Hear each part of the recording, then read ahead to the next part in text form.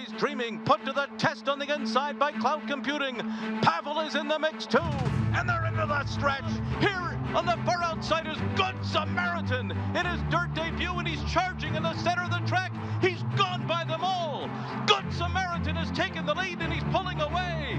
Good Samaritan has won the Jim Dandy. The Graveyard of Champions claims 2 more victims. Saratoga Live starts right now.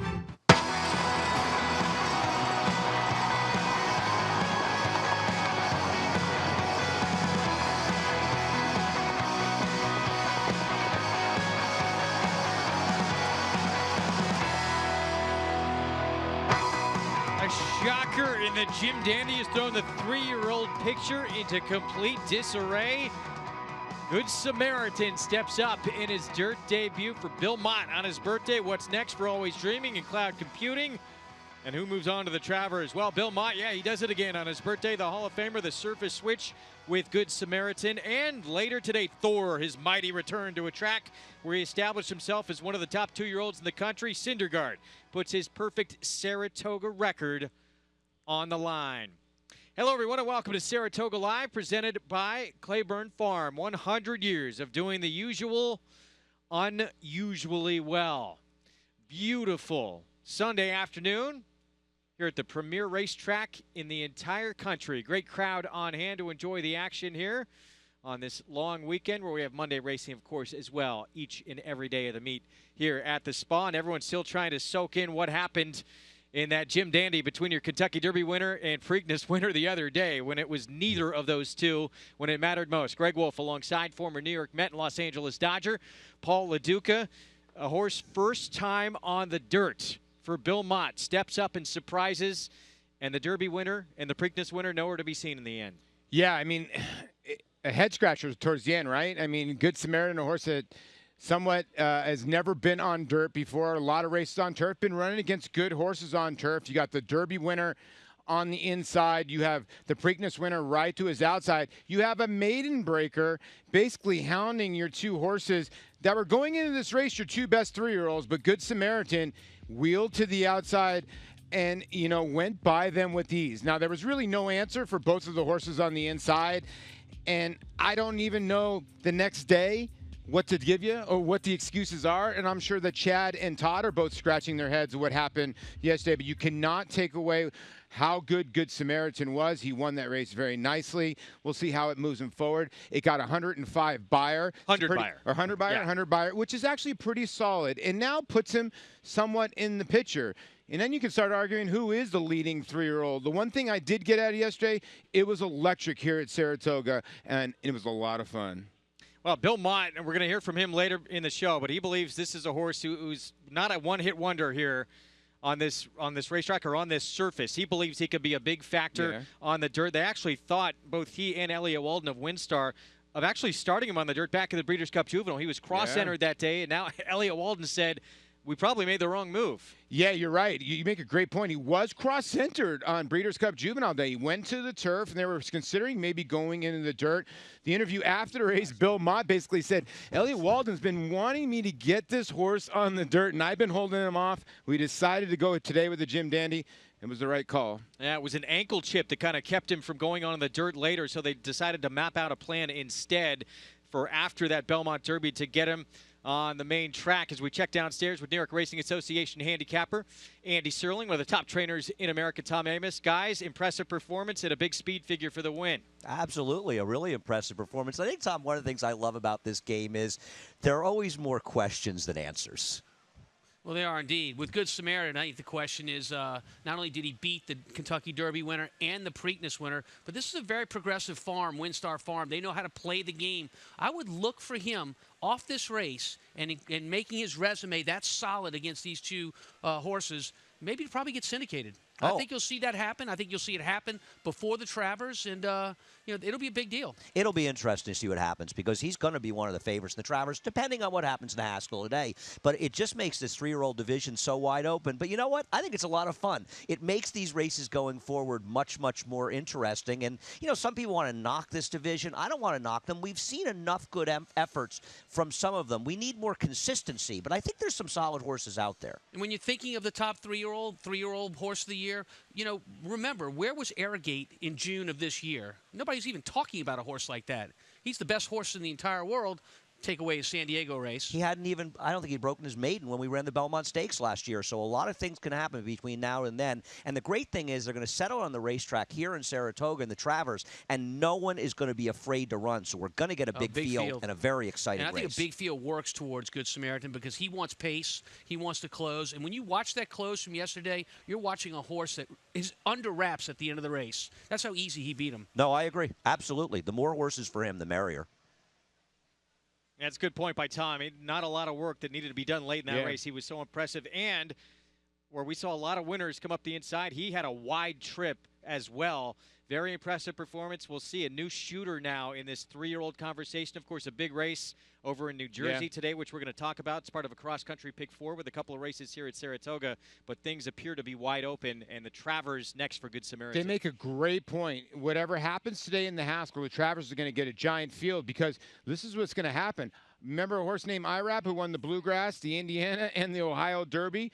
Horses like that are going to go to the Travers to try to be the horse of the year, the 3-year-old horse of the year. So I'm with them. There could be a full field on Travers Day and a fun day. With more on what took place here in the Grade 2 Jim Dandy, let's check in with Maggie Wolfendale and Gabby Gaudet. And taking a look back at yesterday's Jim Dandy, it was certain and pretty evident that looking at Good Samaritan, he certainly had something left in the tank, Gabby. Oh, I was very impressed by his performance. We did see something that you like to see in a horse. His ears were pricked at the wire. It looked like he had enough left in the tank to keep on going. He's a very, very good horse, and moving forward, I think it really makes things interesting in terms of the big 3-year-old picture. And we'll find out more today, as you guys were saying, and I can attest to the fact that Good Samaritan certainly had a lot of energy. You don't often see horses trying to kick the pony. Afterwards, I was trying to get an interview with Joel Rosario, and he was having none of it, and Joel never even touched him with the stick, which I thought was impressive. We also saw pretty big performances yesterday, especially in the older sprint division. El Deal, he was the real deal yesterday, Gabby, winning by open lengths. He got a 112 Beyer speed figure for his victory yesterday, and I do think that the dynamics of the pace situation there were changed by the late scratch of AP Indian. He shot out of the gate. Even if AP Indian was in the race, he might have outbroke him early, but a very impressive performance going gate to wire in a very fast final time given the way the track was playing all day. Yeah, exactly. I know we were all kind of thinking, well, it's always Dreaming's race after we saw El Deal, but that was certainly not the case. But on the turf, it was a lot closer as far as margin and length of victory for Hunter O'Reilly. He was the last one going down the backstretch, but he was the first one at the wire. And he was cutting back in distance from a 2-mile race. Don't see that often. Exactly. This is he's a very cool horse because he looks like he needs the whole situation to kind of unfold in front of him. But he was impressive yesterday. He made the last move into a pace that appeared to collapse. We saw Sadler's Joy and Ascend make that first move. It was a good race, and he got a good setup. But Jimmy Toner was awfully happy yesterday. He was, and so was his rider, Florent Giroux, as he got off the duck, as he mentioned. Nice way to get off the duck, Greg, in a Grade 3 Bowling Green. Yeah, I mean, we just had so many tremendous performances yesterday. The Bowling Green was a big price at 16-1. But El Deal, as we look at track conditions, brought to you by John Deere, fast on the main track, firm turf course. Jorge Navarro, he was actually thinking about bringing that horse to Mountaineer and decided, let's see what we got with this horse and where we maybe can go on to the Breeders' Cup. I think the two happiest people after the Vanderbilt yesterday were Jorge Navarro and the connections that were supposed to run against him at Mountaineer at 4.5 furlongs. Yeah, exactly. Good point. Races we have coming up. We begin with race 7, and we'll kick off the late pick 4 on this Sunday afternoon. Mile and 3/16 on the turf. Race 8, we have the return of Syndergaard, who early on in his career off to amazing performances here at Saratoga, was one of the top 2-year-olds in the country. Race 9, mile over the inner turf, and race 10 will close out with 5.5 furlong sprint on the grass for non-winners of 2 lifetime. You can play along from home as you watch all the races that we bring you with Naira Bets. Bet 200, get 200 in your account. Use the promo code PICK5 to get signed up and started. Go to NYRABets.com where you can get signed up all across the country. And again, that is the only place where you're able to play that NYRABets Late Pick 5. And if you're the only winner in that sequence, that $100,000 bonus, that's the only way to make sure that you get that. Yeah, and the payoffs have been just amazing. And if you wanted to go with the parlays don't even compare to what they've been paying. Yesterday, I want to say it paid $14,000, my friend, and it was to durable goods in the last two. If you Even really money looked favorite. at that horse, looks somewhat like a layup, but in a 5-horse field, it just showed you how much Good Samaritan and the horse coming out of the 2-mile race paid to make it pay that $14,000 yesterday. 14,700 plus, Wow. actually. That is a look at the field for this first leg of this Late Pick 4 right now. It is Warbond, who's the horse to beat on the board. Off the claim from Mike Maker. For more, let's go downstairs to Andy and Tom. Thanks a lot, Greg. Mike Maker's got a pretty strong hand in this race with 2 horses, the 2 favorites. I do like Warbond. Interesting claim. Mike Maker's numbers, Tom, off the claim on the turf are outstanding. Yeah, I was just going to say the same thing. The most dangerous trainer in the United States when he claims for the grass or in grass races. Speak of Warbond, one of 2. You got to consider his other horse too, Andy, who's making a tremendous drop in class, more to the outside, Generous Kitten. Yeah, no, I agree. Now, Warbond was unlucky to lose a Neoclassic. Neoclassic had the better trip. But as far as Generous Kitten, mile and 3/16 can be a bit of a tricky distance. I think both of them can get it. Let me ask you, though, with Generous Kitten, does he want more ground?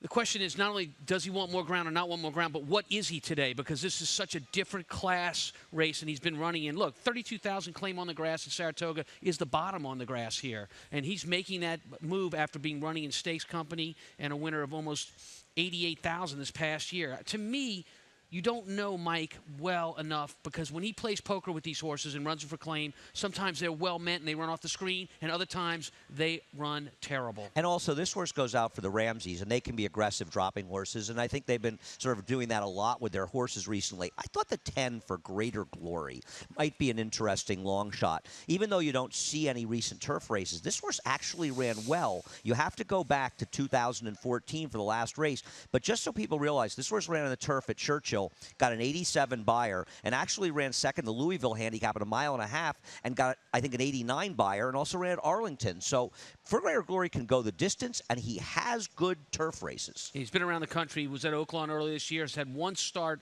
since that winter Oaklawn meet, and that was at Prairie Meadows in late June. This would be considered probably a little bit of a lateral move, but of course, we're talking about a whole different kettle of fish here, going from dirt to turf. Yeah, no, I agree. I see that Ramoquet's taking a shot. This is a horse that's almost 30-1. He's not the worst horse for some of you to throw into maybe your tries and supers as we head out to Maggie.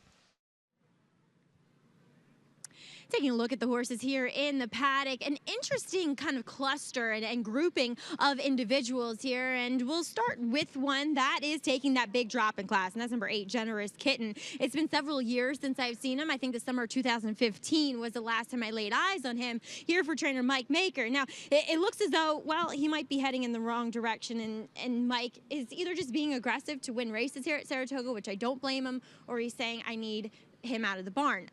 He looks okay. Do I think he looks as well as he did, going back 2 years ago? Probably not. Granted, how good is my memory as well? But he does look fit heading in here. Just, he could wow me a little more as a horse that should be a shorter type of price. Next, we'll check in with a horse to his inside, number 7, Neoclassic, who comes out of the same race, the winner of the last race when Warbond and Divine Oath and he met. Neoclassic goes first off the claim here for Abby Adsit, and I think he looks fantastic. This is a horse that I just feel as though now as a 6-year-old is doing better than ever and thriving. He's dappled head to toe. His weight is better than it's ever been in his entire life. I think he might be a force to be reckoned with, and you might get a decent price on him as well. Next, we'll check in with number 2, another one that's going off the claim, and that's Indebted here for trainer Joe Sharp. Now, last time, this horse was really, really calm and kind of dull acting in the paddock, which wasn't necessarily the same Indebted that I had seen in the past. Today, he's a lot more on it. He's almost a little bit on the nervous side, but he's definitely sharp. He's very much on the muscle. He's got his feet kind of tucked up underneath of him. He's saying, I'm thinking about running today more so than he was in his last effort. So we'll see. Like I said, it's an interesting grouping here, Greg, as jocks are making their way to the paddock. Yes, it is, Maggie. We look forward to a good first leg here of this late pick 4 sequence. Mile and 3/16 coming up on the turf. And that is surprising. 8-5 on Warbond here, who was 10-1 morning line. Certainly, I thought would be a lower price than that, but not 8-5. No, I didn't think that he'd be 8-5. I thought 7-2 somewhere in that area, because the problem is when you look through the body of this field, there's no pace. Now, do you want to be on the front end on the turf course? I don't know. It seems like you really doesn't really matter what position you're in. Whoever kicks home is kicking home. But Warbond was right behind a 109 and change pace last time. I get that the track was fast at Belmont, but there's nobody in here that can really go that fast. Marriage Fever back on the turf, don't really see it. No one in here, if you look at their last 10 tries, has been on the front end in their first or second call. So what's going to give here in a little bit? Well, there's a good look at the son of Warfront, the Claiborne Stallion. And it's first off the claim from Mike Maker, Jose Ortiz in the irons in a very short price here. He's just beat by Neo Classic, who he's going to break right next door to. Neo Classic, of course, the 7 that Maggie thought looked sensational in the Paddock, a horse coming in off back-to-back wins. And there is Neo Classic, son of Street Cry. There's 2 different races you got to decide. The Neo Classic, Warbond, and Divine Oath race. And then there's the Dream Man, Marriage Fever, obviously Mills out of here, the 9, that race. And which one do you discern is the better one, or is Generous Kitten the 8? I'm in agreement with Tom. Sometimes when they drop that much to the bottom here, he should wake up. If the 8 doesn't wake up today, he probably won't. Now let's go back to July 2nd and show you the race that Divine Oath, Warbond, and Neo Classic are all coming out of. Warbond would finish the best of the bunch in that race. Divine Oath would finish second. Of course, Neo Classic, your winner, I should say. Warbond, Divine Oath behind him. Yeah, you can see Warbond sort of in the middle, and the horse on the complete outside is just basically under a hand ride. But what I like is the horse sort of snuck on the rail on Warbond a little bit. And, you know, when he got to the hip, was he ever going to go by? No. But I like that him and Neo Classic both kicked away from this group nicely. Did Neo Classic get the tiny bit of a jump on him? Yeah, I think he did. And I think Warbond, you know, just got a little bit idle and got a little discouraged. But to me, he was well clear. There's a big effort. Manny Franco back on board. We start our post-parade off with King of New York for Robertino Diodoro with Angel Arroyo. Second off the claim, tried to get on the turf last time and ran 6. Probably better on the turf. 1 for 9 lifetime. The other half of the entry will break toward the outside. Dream Man with Junior Alvarado for Gary Contessa. Well, one might be forward placed. Dream Man's going to be way back, and Junior Alvarado very handy on the turf course. First off the claim for Joe Sharp with a 2 Indebted. Luis Saez aboard. And claiming box very popular in this race for 40, drops for 32. Another horse that could be laying a tiny bit closer off the pace. Dangerous claiming trainer here. David Jacobson first off the claim with Divine Oath. Seems like all these runners sort of run the same race. He was behind Neo Classic and Warbond last time out. Marriage Fever is the 4. Mike Luzzi for Robert Barbera, 10-time winner of over $360,000. Tough horse to read because his turf race was very good. His dirt race was 9 days ago. Now he's going to get back on the turf, but his dirt numbers are okay. He's a tough read. Big price on Doc's Legacy. Jose Lezcano for David Jacobson. Seems like he keeps dropping and running the same race. This 8-year-old 0 for 7 this year. 2-1 favorite, Warbond here with Jose Ortiz for Mike Maker off the claim. He split Neo Classic and Divine Oath last time, but I think he might be the speed of the speed in here. And Neo Classic, he has appreciated the move back to New York, back-to-back wins since coming here. Came up the rail last time to outduel Warbond, and they were well clear of Divine Oath last time. Should be set up. Now the barn switch to Abigail Adsit. Generous Kitten comes out of a grade 3. Julian Leperoux aboard for Mike Maker. Dropping for a career low is this 6-year-old gelding, and like I said, should wake up today. And for greater glory, the 10, 25-1 for Ron Moquette. You don't see a lot of turf racing or any turf racing on the resume, at least on the paper. But if you go way back to 2014, there's a couple good turf races. So that's your field here for, again, a race that will kick off this late pick 4 sequence. Intriguing group, but it's Warbond right now. There is the son of Warfront, the Claiborne Stallion, who entered stud back in 2007. Back in 2016, he was North America's #1 sire by stakes winners and the world's #1 sire by 2-year-old stake winners. There he is on the farm in Paris, Kentucky. Warfront, part of that outstanding stallion roster at Claiborne Farm. I want to remind everyone to get signed up and started with Naira Now. You can watch live Saratoga Racing replays, expert analysis, all in HD and on the Naira Now app. The ultimate app for the horse racing fan for Saratoga. Quick break. We'll be back with the 7th. Grade 1 winner Data Link by world-renowned sire Warfront. Data Link scored in the prestigious Grade 1 Makers 46 Mile at Keeneland. Then set a new course record in the Grade 2 Monmouth Stakes. With a pedigree free of Mr. Prospector in the first 4 generations, Data Link is the perfect outcross option.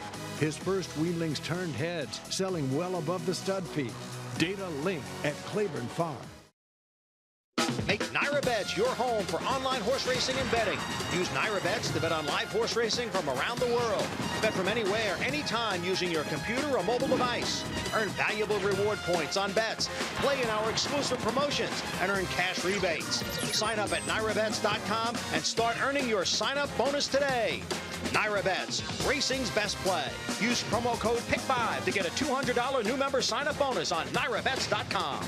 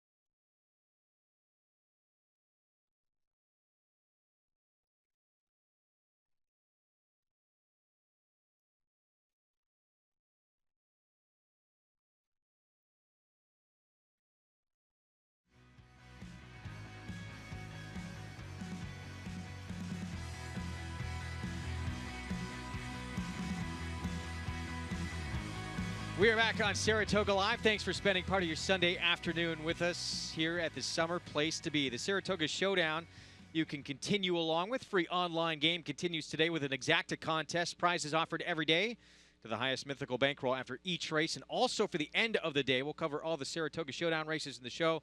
You can go to SaratogaShowdown.com or to Naira.com. Also included in there a possibility to win a Belmont Stakes 2018 prize package valued at $2,000. Not bad. Free. It's free. Yes. It's free. Great introduction on how to get started in wagering and playing the races. Earlier on in the card, race 5, 6 furlong maiden special weight, and Chad Brown sent out a first-time starter, Paul, that looked pretty sensational. Yeah, and I'll pass the ball to Andy. I mean, this was phenomenal. And I want to ask Tom, too. This horse actually has the same action as his sire a little bit. A lot of legs, but wow, she was impressive today. She's a candy ride. That's the sire to talk about. And Jose Ortiz said to me after the race, didn't even feel like she was more than 50% in. This is, along with the Schuylerville winner on opening day, the most impressive 2-year-old fillies we've seen maybe in this country so far this year. Right, maybe the most impressive 2-year-old maiden winner we've seen, boys or girls at this meet. 110-4 on this track is rocking, and she was not being asked for her best. She, separation of powers, ought to call her separation from the field. Right, I mean, you just never know, guys, when you're going to see something special at Saratoga, and we've already seen it today. Chad Brown with another good one. That was her debut effort for Klarovich Stables. And Separation of Powers, the daughter of Candy Ride, sensational first time out. With more on this 7th race, let's go trackside to Maggie and Gabby. And guys, we're going to take a look at number 6 in here. That is Warbond. He's the second choice on the board, Gabby, as he's going first time out for trainer Mike Maker. And we can't say enough about Mike Maker off the claim and turf races. Exactly, and that might just give the horse the edge, because we'll talk about some other horses in here as well, like Neoclassic and Divine Oath. These are horses who I think might have made a lateral move in terms of trainer changes, like Divine Oath. He comes out of a Graham Motion's barn, now coming out of David Jacobson's barn. I think that it might even be a lateral move, if not a step down. Graham does a fantastic job with his turf horses. So Warbond, I think, could maybe turn the tables on the rest of the field here today, but he did get a dream trip and couldn't seal the deal last time out either. And he also goes out for Linda Rice, who is pretty sharp, as we well know. But obviously you have to pay attention to Mike Maker claims on the turf. We'll check in with a horse that might work out to be the speed in here, and he is the inside rail runner in number 1. That is King of New York, but the distance of the 1 3/16 does come into question with him. Well, I really do think that this is a paceless race. You're kind of searching through the past performances and trying to find that lone pace setter. And this horse actually wasn't too far off the pace, 2 starts back, even 3 starts back. And going this distance, I think he's going to take the initiative with the rail post position. However, I'm in agreement with you, Maggie, both physically and on paper. I think there's some distance concerns. Yeah, he's certainly built more like a sprinting type. As we'll check in with the long shot that really caught both you and my attention. That's number 10 for Greater Glory. He'll return to the turf, as Paulie was saying, after a several-year hiatus. And he actually is running fantastic races on the turf prior to switching to the main track. This is a horse who doesn't have a lot of speed, but we saw Florent Giroux on Hunter O'Reilly yesterday with a perfectly timed move off the pace. So if that does develop, hopefully this horse can maybe sit a little bit closer than what he has been on the main track. But I like him at 26-1. Why not? And physically, he looked absolutely sensational, Greg. All right, Maggie, thank you. So 26-1 shot who has not been on the turf for a long, long time. Maybe one to play here on the board as we start off this late pick 4. The favorite now, well, Generous Kitten and Warbond, both for Mike Maker, co-favorites. Let's send it upstairs to the voice of the Triple Crown, Larry Colmus, for the call. Start of the late pick 4. Greater Glory is in. They're all in line, ready for a start. They're off. Away to an even beginning as Warbond goes out to the early lead with Divine Oath on the inside, away in second. Farther out, there goes Doc's Legacy, and Doc's Legacy will challenge Warbond up front. Marriage Fever is 4th in the early stages, 2 lengths ahead of Neoclassic in 5th. For Greater Glory going up on the outside, King of New York rides the rail, and then Indebted in Dream Man, the trailer is Generous Kitten, who's racing 12 lengths off the lead. And the leader is Warbond. Warbond out there by 3/4 of a length through the first quarter of 23.92 seconds. Doc's Legacy on the outside, pressing the pace in second. Divine Oath is 3rd inside of Marriage Fever. For Greater Glory racing to the far outside, Neoclassic between. King of New York is down on the inside. Break of another 2.5 to Indebted, then Dream Man and Generous Kittens at the back, 9 off the lead after a 48.84 half mile. Jose Ortiz making this pace with Warbond. It's a 3/4 length lead. Doc's Legacy kept close by Jose Lezcano, 2nd on the outside. Divine Oath is 3rd, Marriage Fever alongside in 4th. Neoclassic tracks them from 5th, still 5 lengths to make up. King of New York rides the rail into the turn. For Greater Glory is 3 deep. And then it's Indebted, Dream Man to the inside. Generous Kitten is still last, and Warbond is still first. 3/4, 113.07 seconds. Doc's Legacy challenging Warbond now as they come toward the top of the stretch. Behind them is Divine Oath. Marriage Fever comes up on the outside. Indebted is there, and they're into the stretch. Doc's Legacy and Warbond. Doc's Legacy has taken the lead here. A 31-1 long shot in front, with 1 furlong to run from Warbond. And then it's Divine Oath, Indebted to the outside, and Neoclassic. They still have to get to Doc's Legacy. Late run from Indebted, but Doc's Legacy pulls off the upset. Indebted was 2nd, Neoclassic was 3rd, and Warbond was 4th. The final time was 1 minute 53.77 seconds. He was 31-1. Doc's Legacy, biggest price on the board at 31-1, starts off this late pick 4. Well, he put blinkers on 2 starts back for Jacobson, and he's been running the same races, sort of grinding away, but the paceless race, I think, might have helped him out. They didn't go that fast, 113 and change. Warbond cutting the fractions, but it was never a worry here for Lezcano. He always had the measure of the 6. Now, the 6 had to steady there a little bit. I don't know if it cost anything deep in stretch. They might take a look at it, but the 2 indebted run second here. But watch the 5 on the front end. The 6 is on the rail. I wonder if the 5 comes over or if the 6 causes his own trouble here, because he does pull up here deep in stretch, and another tough call here, because watch him look back and he might impede somebody else here. So I would think the stewards would have to take a look at it. All right, Andy, Tom, what do you guys think taking a look at the stretch? I think that the Ortiz brothers are learning that you need to act a little bit. We saw Irad do it the other day and get put up, and I think Jose was beaten there. Maybe they look. I doubt it matters. You know, Tom, for me, you look back on this race. I always like to look back and think, what did I miss, big price or not? I'm not sure what I missed here.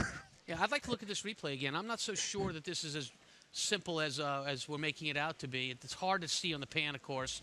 But, I mean, he definitely comes over and into the other horse's path. And unlike some of the other inquiries and objections we've seen, Andy, this horse on the rail stops riding. Well, yeah, because the Ortizes are realizing that if they don't steady, there have been no, when they say if we never stop riding, they're not putting horses up. Well, and, why would they? I mean, if well, you've never stopped riding, you're not impeded, are you? I disagree with that, but we're not going to have a big argument about how I feel about here's the head on, and I think this is important, because there's no question that he comes over and takes his path. The question is he so far ahead of him that we're seeing an acting job by the horse that just got passed? We'll see. I'd be surprised, but I'm surprised around the racetrack a lot. It's one of the things I like about it, Tom. I think one other thing, too. Let me just say this. The stewards have looked at a lot of close calls. At some point, they're going to say, hey, you know, enough of this. I've been working in New York a long time and waiting for that to happen, Tom. I'm still waiting. Let me ask you guys back downstairs, is it more that they're looking at that the 5 cut off the 6? I get that. But did the 6 impede the 3's progress? Is that what the stewards are going to look at? Because when the 6 steadied, you saw him look back. Now, let's look at this again. Look at the 3 with the white blaze right here, Tom. Now, I want to make a point here. Okay, the 5 comes over at the 6. 6 is not winning this race. Now, what happens to the 3 right after this when the 6 pulls up and you can see Ortiz sort of pull up and then impede the 3? Are the stewards looking at that more than anything? Because watch the rider on the 3. He has to stop. Yeah, he does stop slightly. I don't disagree with that, but I don't think that's enough to get him a better placing. Okay. Yeah, I don't know. You know, I find this, I mean, unless the stewards are going to say the 6 was forced to steady and would have been second if not steadied, I don't see them making a change here. But I like the fact that the riders are starting to sense they need to start acting a little bit. So you telling me that the 6 had to run second to get a better chance of getting put up? Yeah, no. I'm saying if he ran second, he wouldn't have gotten put up. I'm saying because he ran 4th, they may say he would have finished second or he could have finished second if he hadn't been fouled. So I think that would be the argument why you would take the 6 to 5 down. I tell you what, I have trouble rooting these things. You have a 31-to-1 shot. It would break my heart if this horse came down for you, because at the end of the day, guys, Doc's Legacy was much the best. I usually have a pretty strong opinion on these inquiries. Yeah. You know, this one I don't. I think this horse has a chance to come down, in my opinion, because I think the stewards are a little tired of watching this kind of riding. I don't think their stewards are. They're tired of it because they haven't done anything about the herding, guys. They let guys come over. But in this case, Jose learned. Listen, I don't know. Who knows? We'll see. Well, I had a chance to talk to some of the stewards, and they really tough. We saw this, when things got tight over that very first weekend in both the Diana and the Coaching Club American Oaks. Mike Smith got a stern talking to, saying, "Hey, I don't want to see that kind of riding again. Ride your own horse." Well, so at some point, they're going to say enough is enough. Listen, we had a race a little bit earlier, which was one of the worst claim of fouls I've ever seen, and that was on the turf when the 3 Rate For Me won, and the rider on the, I think it was the 9 or the 7, or it was the 9, Ricardo Santana, was the most ridiculous claim I've ever seen. So, these stewards also are sick and tired of getting erroneous claims, and then when you get or claims of foul, and then you get a real one like this. I'm sort of with Andy on this, and the reason why is the 5 is the best horse. Is the 6 ever winning this race? No, it's not happening. Is the 6 maybe going to run 3rd, 4th, or 5th? You cannot project that. That's why the stewards are put in a tough spot. You cannot project where the 6 is going to run. Does he re-rally a tiny bit? Yeah, I get it. But in Andy's, what Andy's saying, the 5's the best horse. He wins easy. Yeah, I think, listen, I understand that there's an argument to be made that maybe the 6 is second. if the 5 has come over. It didn't seem to me that his progress was really that halted. I really think this would be a bad disqualification, and it would just be, I got to tell you, my heart would just go out to anybody that has the 5 Doc's Legacy, because they got a 31-1 shot. So even if it's the right call and they make it, it's just going to make me feel bad, and I'm not even involved at all. So, again, I think they're looking to set an example. If they're going to do it, why not do it in a $32,000 claim race? I'm not saying that's the reason they should do it, but I think this is the kind of race they would try. I hear you, and I understand in a general sense, but I've been watching this stuff go on in New York for a long time, and they haven't gotten tired of it yet. Well, you see, again, that final margin winning so easily. I mean, there's no doubt he was the best horse in this race, so we'll wait and see if that has any impact here. Let's check in with Maggie for more. Gabby and I have front row view here of what's going on and what's unfolding, and I will say that only the 5 sticking around. So a lot of times I think connections think that there isn't a chance of getting put up. So it's only Doc's Legacy hanging out here, Gabby. And also, we kind of saw things happening with number 6, Warbond first, initiating some contact. Yes, it looked like just after the quarter pole when the 2 horses were about to make their move, it did look like the 6 Warbond. Well, there we go. No change. No change. It does stay up. The 6 Warbond did look like he came over a little bit first, and then we did see the 5 Doc's Legacy just kind of hold his position. So the result does stand 31-1. Nice way to kick off the 7th race. Kick off our show here, guys. Jose Lezcano, David Jacobson had to sweat this one out, but in the end, no change. 5-2, 7-6. It remains Doc Legacy with the win. The last 2 long turf races, balloons, my friend. Unbelievable number. The biggest price on the board to start off the late pick 4. Coming up next, Syndergaard making his return. He won the first 2 starts of his career right here at Saratoga as a 2-year-old by a combined 13 1/4 lengths. He returns next. Change the way you watch racing forever with the new Naira Now app. Live racing in English or Spanish. From a variety of camera angles, race replays, talking horses, race analysis, and a multitude of on-demand content, all in high definition. Naira Now is available on many platforms, including iOS, Android, Roku, Apple TV, Amazon Fire, and more coming soon. Download Naira Now today, free in the App Store, and start watching the best racing like never before.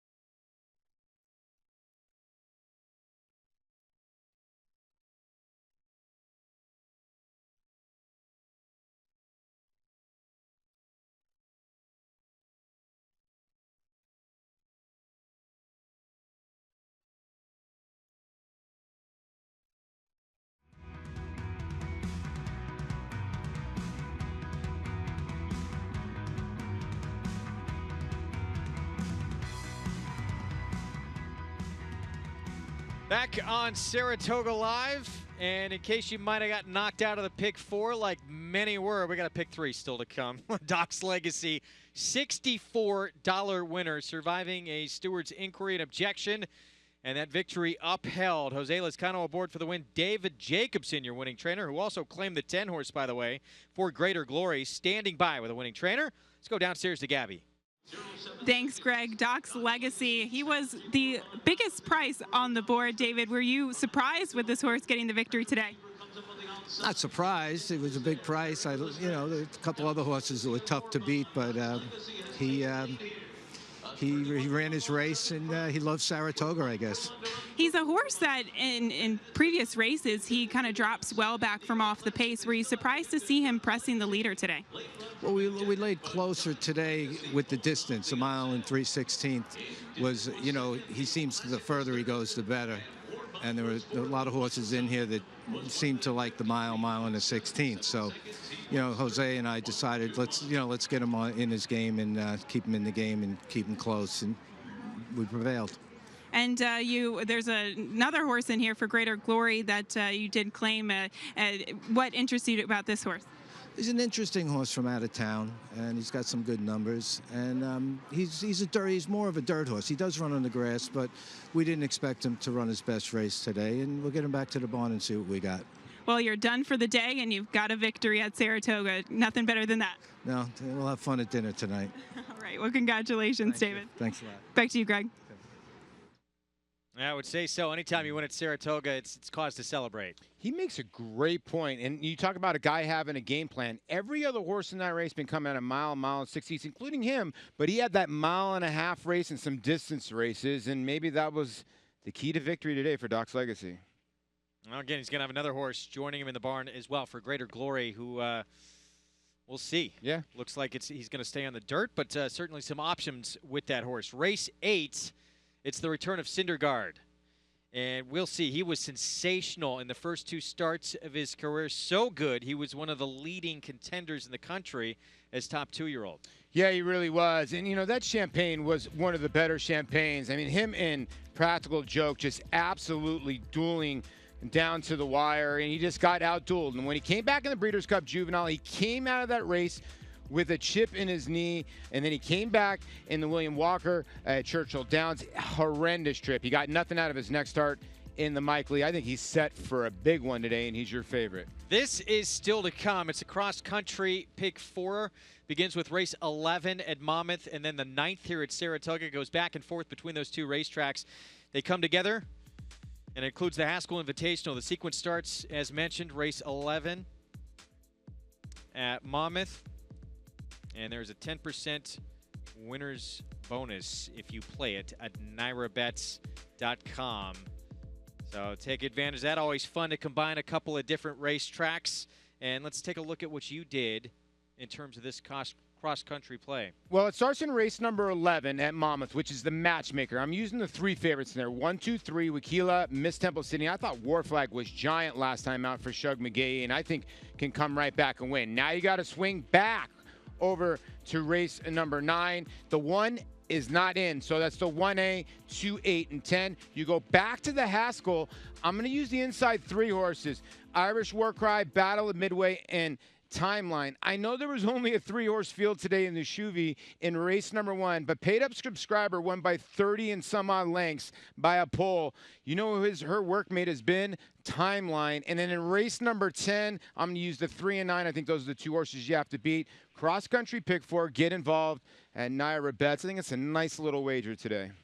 Yeah, it's always fun to go back and forth with these couple of very good racetracks. This premier day, obviously, the meet at the Jersey Shore at Monmouth, and they have some of the best 3-year-olds in the entire country lined up to go 1 mile and an 1/8 in that race. And with what happened here yesterday, the 3-year-old picture completely wide open. So for perhaps year-end honors could begin in this race right here in the Haskells. We take a look at Irish War Cry coming off his 2nd place performance in the Belmont. He was phenomenal this day. Only 2nd best to the Todd Pletcher runner Taproot. I mean, and well clear of your third place finisher. Now, can he come out of that race? Sometimes the Belmont can knock you out a little bit, but I still think he sits a great trip in here, doesn't he? Battle of Midway, the 2, speed, the 3 timeline, speed, Practical Joke.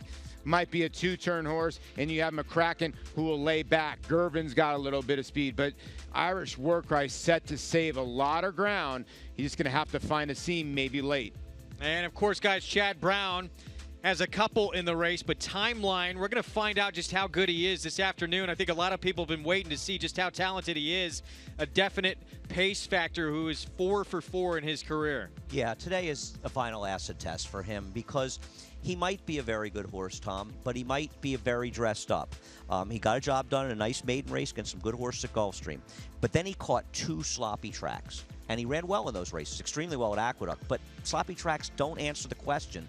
And then he rode a gold rail to victory over a suspect field at Monmouth. And now he's stepping up into the major leagues. Yeah. He might get it done today, but I also think he has all the signs of being a very dressed up horse at a short price. So that was the Pegasus we watched. 4-horse field. He's 1-9 in that race. A number of these horses are coming out of small fields where they were heavy favorites. The thing I like about Timeline, he quickens well on the end of that race. I'm not going to take anything away from the other horses that we saw, particularly Irish Warcry. He and Taproot were well ahead of the Belmont field. That race is pretty demanding, the Belmont is, for them to come back in the Haskell. We'll see if Irish Warcry can do it. I think he's a deserving favorite. I like Timeline.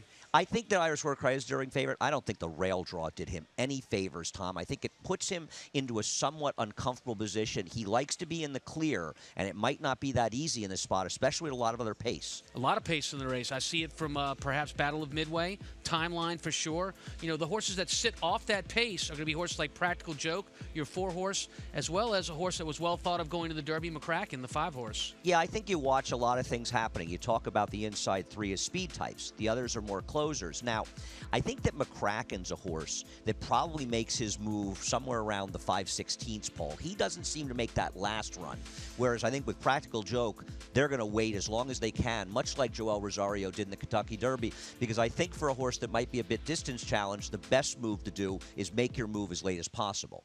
Well, you talk about Practical Joke, and the problem there, Andy, and we both are well aware of it, Practical Joke has yet to win going 2 turns and has looked very, very impressive going 1 turn. Last year as a 2-year-old, he looked like the kind of horse that wanted to go 2 turns. He did not get it done in the spring, came back to a 1-turn race at Belmont and was very impressive again.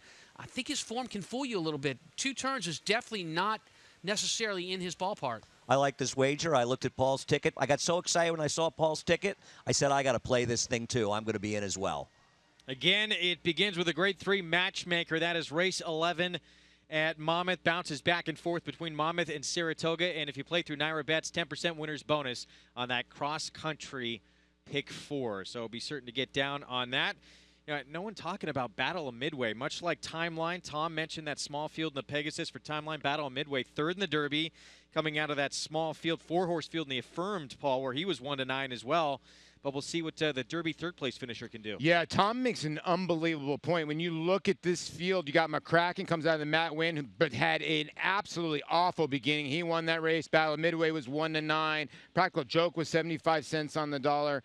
Sometimes when I look at the Haskell, I just feel like that 1.8 mile plays a little bit more like 1.16 mile. There is Rick Pitino. I'm not talking hoops today. He's talking horses. He's owned some good ones in his time. He really has. And Rick, always a regular at the racetrack and visiting Saratoga, and it's always on their bucket list. Well, if he does have his schedule out or a scouting report of the other teams in the conference, he certainly has a racing form there, too. We know that much. We're going to get to race 8, Syndergaard, making his return for Todd Pletcher when we come back. Undefeated in sprint competition, Eclipse champion Run Happy captured 3 Grade 1 victories and set blistering speed records at both Keeneland and Saratoga. In the Breeders' Cup Sprint, he dominated the world's fastest runners, going 6 furlongs in a record-breaking 108 and change. The only horse nominated for 3 Eclipse Awards, Run Happy was crowned champion male sprinter, all the while racing 100% drug-free. Champion, millionaire, record breaker, Run Happy, standing at Claiborne Farm. Make NyraBets your home for online horse racing and betting. Use NyraBets to bet on live horse racing from around the world. Bet from anywhere, anytime using your computer or mobile device. Earn valuable reward points on bets. Play in our exclusive promotions and earn cash rebates. Sign up at NyraBets.com and start earning your sign-up bonus today. NyraBets, racing's best play. Use promo code PICK5 to get a $200 new member sign-up bonus on NyraBets.com.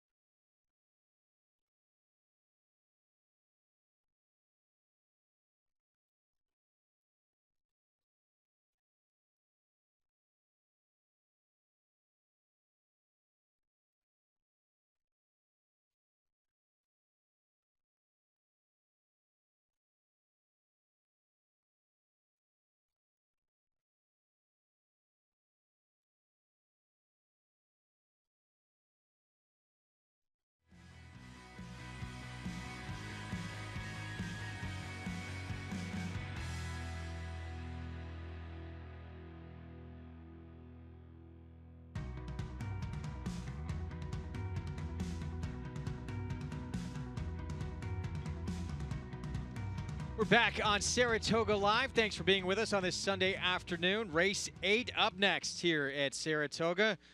Thor returns. Can Syndergaard get back on track here at Saratoga? With more on Syndergaard, let's go to Maggie. Thanks, Greg. And taking a look at Syndergaard, who is right behind me, and he is saddled, ready to go for his return to the spa, where he put on some magical performances last year as a 2-year-old. My concern with him, though, while he looks fit, he possesses the same kind of energy that he has in each of his races, that he was such a big physical individual that I'm wondering if the rest of the competition has just caught up with him, that he was so much more powerful as a 2-year-old, and now he's just kind of on the same baseline. But he does return against New York breds. That should help his chances out here as well. So obviously he's had some issues to kind of overcome as well, but this is the right kind of spot for him to see if he can get back to any kind of form that he had last year. Moving on to number 3, that is Duquesne Whistle, and maybe he kind of came up, he ran very well last time, I should say, and I thought he looked better than ever. This is testing the waters here once again, where he's onto this 2X condition, but boy, physically, it looks as though Linda certainly has him up to the test. He is going to be the pick of the paddock for me. And then finally, one that is coming off a bit of a layoff is number 4, Saratoga Giro, albeit Finger Lakes connections, has run some very fast races here on the NYRA circuit, and he physically matches that up with how he appears. I mean, he's so well muscled. His hindquarters look so well developed. He looks fit, but the only problem is he's gotten a little hot, but that's not out of character for him. I've seen him with recent races get a little hot, get a little washy. So all things considered, I do think Saratoga Giro looks good for the return to the races here at the spot. Andy? Thanks, Maggie. You know, I'm with you on Syndergaard, and I know you and I have actually talked about this in the past. I think that he was a precocious 2-year-old that has not run well as a 3-year-old. I know he had a little bit of trouble early in his race at Churchill. He was bad that day. There's really no defense of that performance. And then, okay, he ran okay last time. And to be fair, pat on the back, came back and won at Finger Lakes and ran fairly well. But the reality is, that wasn't the strongest of fields, and he was nowhere near as good as he was a 2-year-old. There's other speed in this race. I think he's a horrendous heavy favorite. So there's other speed in this race. That's the key to Syndergaard. Syndergaard hasn't shown that he can pass other horses, that he can fight. He wins his races by using his speed early, but there's other speed in this race. The 1 True Bet, the 4 Saratoga Gyro, Rectify the 5. There's just a lot of speed in here, and to me, it's a race that has to back up. All those horses work against the heavy favorite, Syndergaard, the 7 horse. I completely agree, Tom. So the 8 Cause for Surprise, he's a speed type, but he can rate, and he draws outside. He projects to get a pretty good trip here, doesn't he? He does, and in his last race, he had to wait. He had to rate and wait, and probably wanted to go a little sooner than he was able to do, but when he got out, he finished very nicely. No, I completely agree with that. I think the 3 Duquesne Whistle, I'm glad to hear Maggie likes his looks. One thing about Linda Rice, he's a little slow of his last race, but he did have a little bit of traffic at a stretch. He had mostly had a good trip. He had a little bit of trouble. The point is, when Linda Rice wins with dirt sprinters, she has great numbers repeating, which means that they improve. So he can take a step forward, and he can get the pace to run it. Well, what about the 3 horse showing a different style? This is a horse that liked to be up close in a lot of his races. Irad Ortiz did a great job of relaxing him in his last start, and he was able to finish with a very good punch in the end. Now, Irad gets off this horse, and we're going to get Ricardo Santana today. The question is, what's in his mind? What are his instructions here? Are they to use the same tactics as Irad? And can he relax this horse as much as Irad did? Very legitimate questions. You'd think the Linda Rice had talked to him. Irad gets on a horse you like, the 2, Nobody Move. Yeah, this race sets up very, very well for the 2 horse, Nobody Move. A horse that likes to sit off the pace, likes to use a finish, and likes to have other horses burn it up on the front end. He saves that energy in his tank and uses it on the end of the race. He's a player in here. I could box 2, 3, 8 in here. I boxed 3, 8, and I'm betting the 3 to win. But the 2 Nobody Move has a chance, guys. We get set for our post spread. We hear the call to post here just behind us. There is a look at True Bet, and we'll kick things off for us here at a big price at 29 to 1. True Bet is a 2013 Fasig-Tipton Saratoga, New York yearling sale graduate. Manny Franco will be aboard for Michael Dilger. Only 2 wins in 29 starts with 14 seconds and thirds. He seems at best, if he can work at a trip, to fill out exactas and tries. Brand Jam Stable sends out the 2 Nobody Move, John Toscano Jr. trainee with Irad Ortiz Jr. Yeah, this is a horse that's already won this type of race, but he remains eligible because the first time he ran him for the claiming price. Today, he's protected. Duquesne Whistle, the 3, is a 2015 Fasig-Tipton New York sales graduate as well for Linda Rice. Ricardo Santana Jr. rides. Linda Rice is over 30% with horses off wins in dirt sprints with a healthy ROI. Duquesne Whistle needs to improve, but he might do just that. The son of Girolamo, Saratoga Giro with Jeremias Flores in the irons for Paul Barrow. Yeah, this is a horse that's going to try to take this group gate to wire. The problem is there are others that have the same idea. Yeah, you got more speed next door with Rectify. Jose Ortiz for Charlton Baker. I think the question with him is whether he's not in the whether or not he's in the good form he was in this winter. He didn't show it last time. Runaway Lou, 2015 Fasig-Tipton Saratoga, New York yearling sales graduate for Gary Contessa with Luis Saez in the irons. A horse dropping out of stakes company for this spot today. Syndergaard, here he is. Todd Pletcher, John Velasquez, owned by Eric Fine and Christopher McKenna. A fabulous 2-year-old who took a brutal beat in the Champagne. He just may not be as good as 3. And Cause for Surprise, trained by Gary Gullo and Angel Arroyo in the irons for Team Power Play Racing. This is a horse that comes off a very nice win, and he looks to step up again, make it 2 in a row. Yeah, he has won 2 of his last 3 starts. 0 for 2 in the money, however, at Saratoga. You can get signed up and started with Naira Bets to play that Naira Bets late pick 5. It's an incredible value and exclusively available for Naira Bets customers and near contract bettors. We're going to take a break. The 8th from the Spa next. Multiple Grade 1 winner First Samurai by Giants Causeway got off to a quick start at stud, siring Grade 1 winners in each of his first 3 crops. His talented son Lee captured the Grade 1 Don Handicap in record time and retired to stud with over $2.3 million in earnings. Sovereign Award nominee Stack Deck captured the Grade 3 Bold Venture Stakes and Grade 2 Kennedy Road Stakes, both just to tick off track record times. First Samurai at Claiborne Farm. Make NyraBets your home for online horse racing and betting. Use NyraBets to bet on live horse racing from around the world. Bet from anywhere, anytime using your computer or mobile device. Earn valuable reward points on bets. Play in our exclusive promotions and earn cash rebates. Sign up at NyraBets.com and start earning your sign-up bonus today. NyraBets, racing's best play. Use promo code PICK5 to get a $200 new member sign-up bonus on NyraBets.com.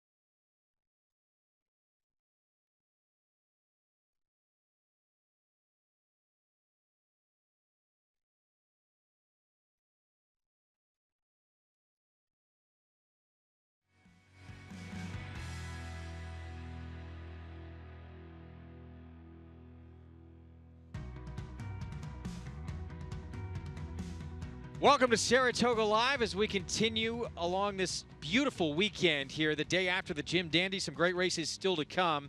And welcome to those on networks who have just joined us as well. Greg Wolf, former New York Met, Paul LaDuca, as we get set for the 8th race coming up and the return of Syndergaard, named after the New York Met pitcher, who was sensational here. First 2 starts of his career for trainer Todd Pletcher. He won by a combined 13 1/4 lengths, Paul. Yeah, and I think he's, I'm against the guys downstairs. I think he's the real deal. I think he comes back today and he beats this field.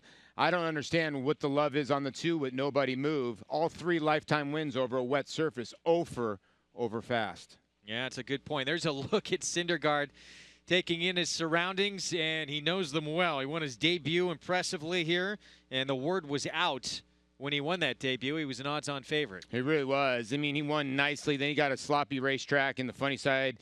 And what Andy alluded to earlier, what a brutal beat in the Champagne. But he got beat by a real horse, Practical Joker, who we're going to see here in a little bit in the Haskell. Well, Andy and Tom had brought up there's quite a few other speedsters in this field. Syndergaard's way of going, he wants the lead as well. Do you think he can clear? I don't think he needs a clear in here. I think the 4, he can sit off him. And the thing that I love his positioning is the 8 horse on the outside has changed his tactics. So I think he's going to try to track Syndergaard. I just think you're going to see a better horse, a fitter horse, and a horse that's going to finish today in Syndergaard. Hall of Famer John Velasquez back on board. He's been on board for each and every start of Syndergaard's career to this point. And we'll see if he can get back on track. He did certainly wake up in the second start of his 3-year-old season, although that was on and off track. His first start at Churchill in the William Walker, he got really steadied somewhat towards the gap, and then he just stopped running. And then the last time, he had really no excuse. He got beat on the square. But again, he had some issues out of that race, and he's training a lot better going into this race. There's Maggie Wolfendale trying to get some last-minute tidbits for us. She's stationed with Runaway Loot. I thought an interesting 3-year-old here who comes in from Finger Lakes and is a monster number on the board. Yeah, I mean, listen, a couple of these horses from Finger Lakes, they're fast. Maybe the one to catch, and here's the 4. And Rectify, the 5, you go 3 starts back. He beat a horse named Ostrolenka, who was second in the John Morrissey earlier this week. And it turned out to be a key race. Who was Ostrolenka second to at Monmouth before that? El Deal. Ooh. Who just rolled in the Grade 1 Vanderbilt by 7 lengths on Jim Dandy Day. Intriguing. So there's some definite runners in here. Rectify, by the way, the one we're talking about for Charlton Baker, the 5 horse, that is Rectify. With more up close with the horses, let's check in with Maggie. And guys, taking a look at the horses out in the track, Johnny V certainly gave Syndergaard a big warm-up. He took him immediately away from the pony and has galloped him and trotted him consistently throughout this warm-up process. Now, he is a horse that, once again, is turning back. So that is Johnny's thinking to get his feet up underneath of him as he leaves the gate. I'm sure he does not want this horse to be flat-footed. Now, moving on to one that just warmed up very nicely under Angel Arroyo's Cause for Surprise. He'll be looking for his second win in a row, and he won very impressively, I thought, in beating Duquesne Whistle 2 starts back. And I think he's another one that caught my eye. For me, guys, it's all about Duquesne Whistle and Cause for Surprise. All right, so Maggie with that 10-1 shot right there. And Cause for Surprise on the outside at 5-1. 8th coming up from Saratoga. Always dreaming, put to the test on the inside by Cloud Computing. Pavel is in the mix too, and they're into the stretch. Here on the far outside is Good Samaritan in his dirt debut, and he's charging in the center of the track. He's gone by them all. Good Samaritan has taken the lead, and he's pulling away. Good Samaritan has won the Jim Dandy. The Graveyard of Champions claims 2 more victims. Saratoga Live starts right now.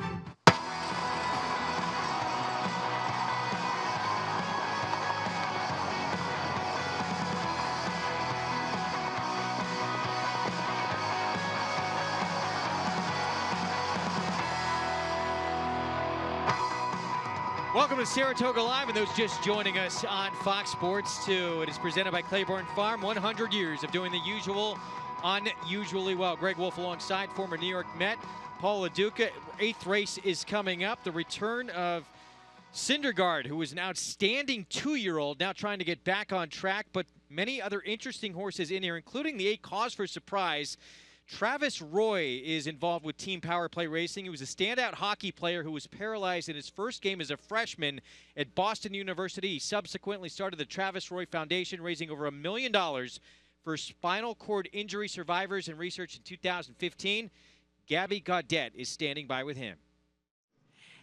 Thanks, Greg, and an incredible story. And I just talked to Travis just a little bit here, but an incredible person as well. And Travis, talk a little bit about your foundation, the Travis Roy Foundation, what it's all about and what got you to actually start pursuing that venture. Sure. I was injured in a freak hockey accident back in 1995 while playing hockey at Boston University. And while I was in rehab, I met a lot of families that didn't have a lot of support, didn't have insurance.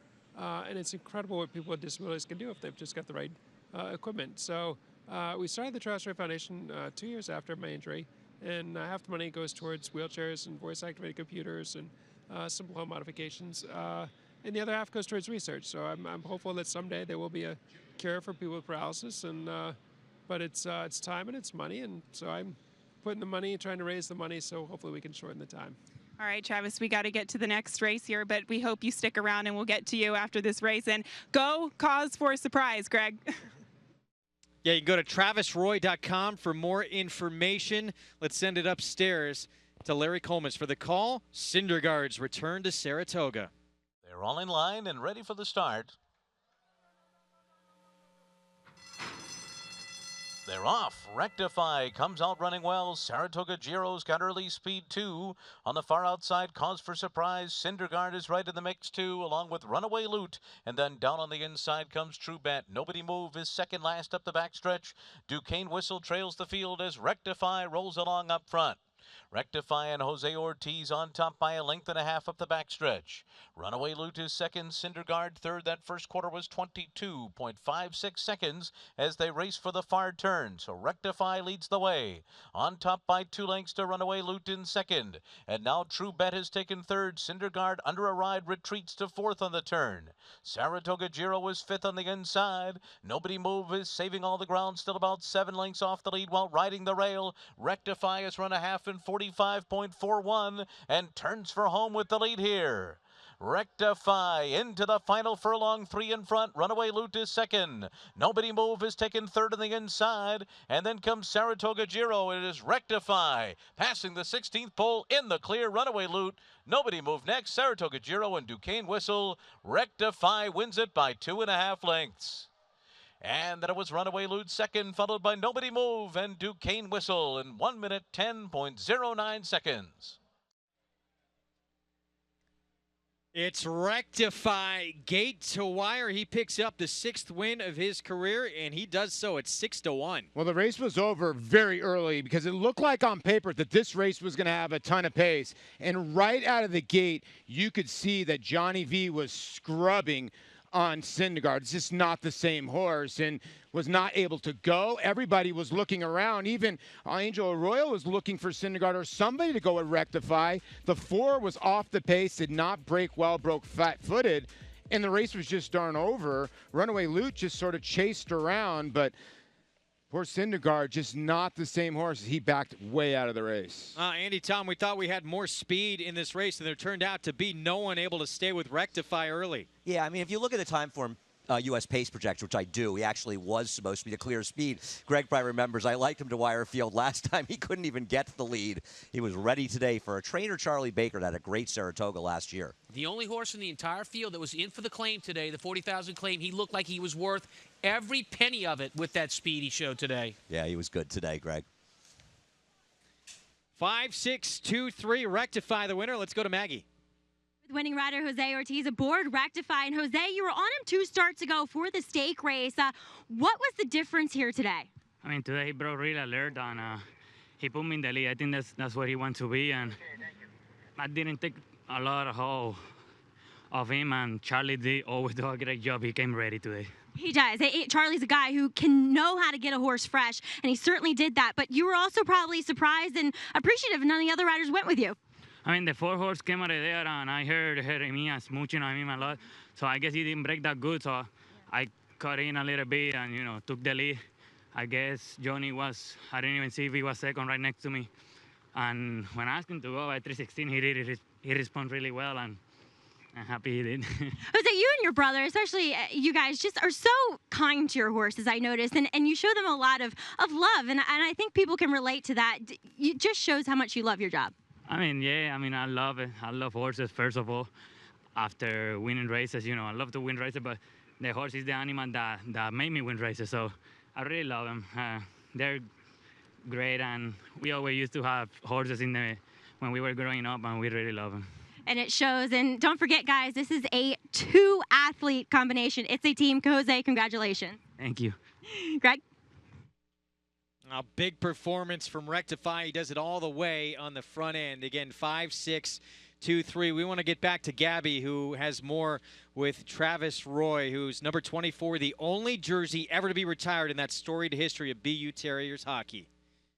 He's been a real trooper here hanging out with me in the paddock, but I must say I'm very lucky to be joined by this guest as we were just chatting. And you just spoke briefly about your foundation, but I know you also travel really throughout the country doing public speaking events. How is that experience, and really what kind of demographic, what kind of crowd do you talk to? It's a neat way to make a living. I've been working at it for the last 15 years, and but I travel all over. I speak to corporate groups and business and finance and a lot of insurance. They get told no a lot, so all these sales guys that need a little motivation. Last month I was speaking to the Columbus Blue Jackets at their development camp. A lot of neat audiences, and I get to go to some neat cities and eat some great food, and so it's been I make my living with my speaking, and I give back through the Travis Roy Foundation. So it's a nice balance, but it certainly keeps me busy. What was one of your favorite cities that you went to? You know what? I was in Cancun about a year ago and for a speaking engagement, and I thought it would be a little kind of cheesy, touristy, and it's actually beautiful. The water is beautiful, the beaches are beautiful, the hotels are beautiful. Food, not so much, but everything else was great. What brought you out here to Saratoga, and how'd you get into racing? So I spent my summers up in Burlington, Vermont on the lake, and I used to go up to Montreal every year to the casino and do a little gambling once a year, and I'd heard about Saratoga and how beautiful it was and fun it was, so we came down here, and I've been addicted ever since. So I come not every year, but a good amount. It's like an adult Disneyland. You know, it's beautiful. It's peaceful. It's fun. People watching. Yeah. All right, Travis. Well, it's a pleasure to be joined with you today. We got to go back up to the roof, but always a pleasure to, very big pleasure to meet you today. Nice to meet you too, Gabby. All right, Greg. Gabby, thank you. We're set for the start of this cross-country pick 4. Here we go. They're in the gate. It's standing. They're off. And Judy's Chance, wasting no time, goes straight to the front. Quiet Kitten is up close as well as the field comes by the stands for the first time. It's Judy's Chance, showing the way by a length and a half. Miss Temple City moves through on the inside in a little bit of a tight spot.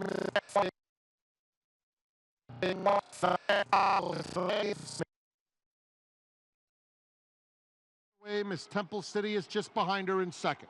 Then comes Quiet Kitten in the clear while third. Wakila moves through a ground-saving fourth, 2.5 lengths off Judy's Chance. War Flag is racing just between those two, and still another couple back to Giovanna Blues. There hasn't been much change. Onto the backstretch they go. Judy's Chance opens it up now to lead by a length and a half. Miss Temple City is comfortably placed in second, and Wakila inches closer along the inside, taking third away from Quiet Kitten. That pair continues to be followed by War Flag, who's racing in some traffic, and a length and a half to Giovanna Blues. Judy's Chance has been there every step of the way. Miss Temple City yet to be called on, starts to close the gap regardless. She's within a half length, less than 3 furlongs out. War Flag starts to find her best stride. Wakila is on the fence as the field turns for home. Miss Temple City is cut loose now on the outside of Judy's Chance, who floats a bit wide. Wakila's had a dream trip, comes through on the inside, and Wakila takes off and takes the lead. Miss Temple City, War Flag in the center of the course. Wakila the one to run down. War Flag closing on the outside of Miss Temple City. It's Wakila in front. Wakila holds on to win the WinStar Matchmaker. War Flag was second. Miss Temple City third, then Judy's Chance. Now the 3 most expected to be there in the end were it's Wakila defeating multiple Grade 1 winner Miss Temple City, and wins for Chad Brown with Javier Castellano. Edgar Prado immediately out of the first turn, he was getting Miss Temple City off the rail. He made a distinctive move to get her away from the rail, and Castellano just stayed there most of the time. You could see Nicky Juarez on the 3 War Flag. He was trying to wait to see where Edgar Prado was going to go, but listen, when you leave the rail that open for Javier Castellano, he's going to take advantage. And guys, Chad Brown's 5-year-old mare, I should say here, 2 Grade 1s to start off her U.S. career. She comes up second in each of those. Now she gets a graded stakes win here in the U.S. He has 3 wins in stakes at Monmouth today, having won earlier. He's got 3 wins at Saratoga today. He's having quite a day, Chad Brown. We haven't even gotten to the Haskell, Tom. Yeah, Miss Temple City really had a rough trip there. You could see, I believe it was Edgar Prado on her, keep looking to his inside to see, you know, he was imagining that those horses were going to take advantage of that inside rail. It's exactly what happened. He was packed out in the race by the pace setter who faltered. It was the difference in the race. And a tough thing to do, coming back off a trip to Europe, going 1 1/8, which is really stretching her limits. She's never won at this distance in her career. Wakila takes the Grade 3 Matchmaker to start off this cross-country pick 4. And, of course, Chad Brown still with Timeline and Practical Joke to come in the Grade 1 Haskell Invitational. Back here at Saratoga in Race 8, Rectify takes them gate to wire. Charlton Baker, who had such a sensational Saratoga last summer, gets a win with Jose Ortiz aboard. 5s are wild to start this late pick 4, and you're right. Jose Ortiz just broke out of the gate, and the race was over. Charlton Baker did have a monster. I mean, he's having a nice 2017, and this son of More Than Ready now 2 for 2 at Saratoga. And like I said, if you're alive in the NYRA pick 5, you're alive for a nice little ticket. And if you have that pick 4 going, Hail Marys are all necessary. We're going to take a break in the action. We'll be back. A lot more from Saratoga coming up on this Sunday afternoon on Saratoga Live. Make NYRA your home for online horse racing and betting. Use NYRA to bet on live horse racing from around the world. Bet from anywhere, anytime using your computer or mobile device. Earn valuable reward points on bets. Play in our exclusive promotions and earn cash rebates. Sign up at NYRABets.com and start earning your sign-up bonus today. NYRA racing's best play. Use promo code PICK5 to get a $200 new member sign-up bonus on NYRABets.com. Selected sales, superior results. Success starts at Saratoga, the #1 ranked yearling sale in North America. Eclipse Award-winning Songbird was bought at Saratoga Fasig-Tipton. Where will you be this August? Eclipse champion Stellar Wind is a Fasig-Tipton Saratoga grad. Where will you be this August? The Fasig-Tipton Saratoga sale, August 7th and 8th. Where will you be? Claiborne Farms Flatter is carrying the flag for AP Indy, rewarding breeders in the sales ring and on the track. Among the nation's leading sires by Grade 1 stakes horses in 2016, this year's stars include Terrace, Upstart, Kobe's Back, Amy's Flatter, and most recently, Paola Queen, winner of the Grade 1 test stakes at Saratoga. Success on the track has led to big numbers in the auction ring as well, with yearlings this year selling up to $425,000. Flatter at Claiborne Farm.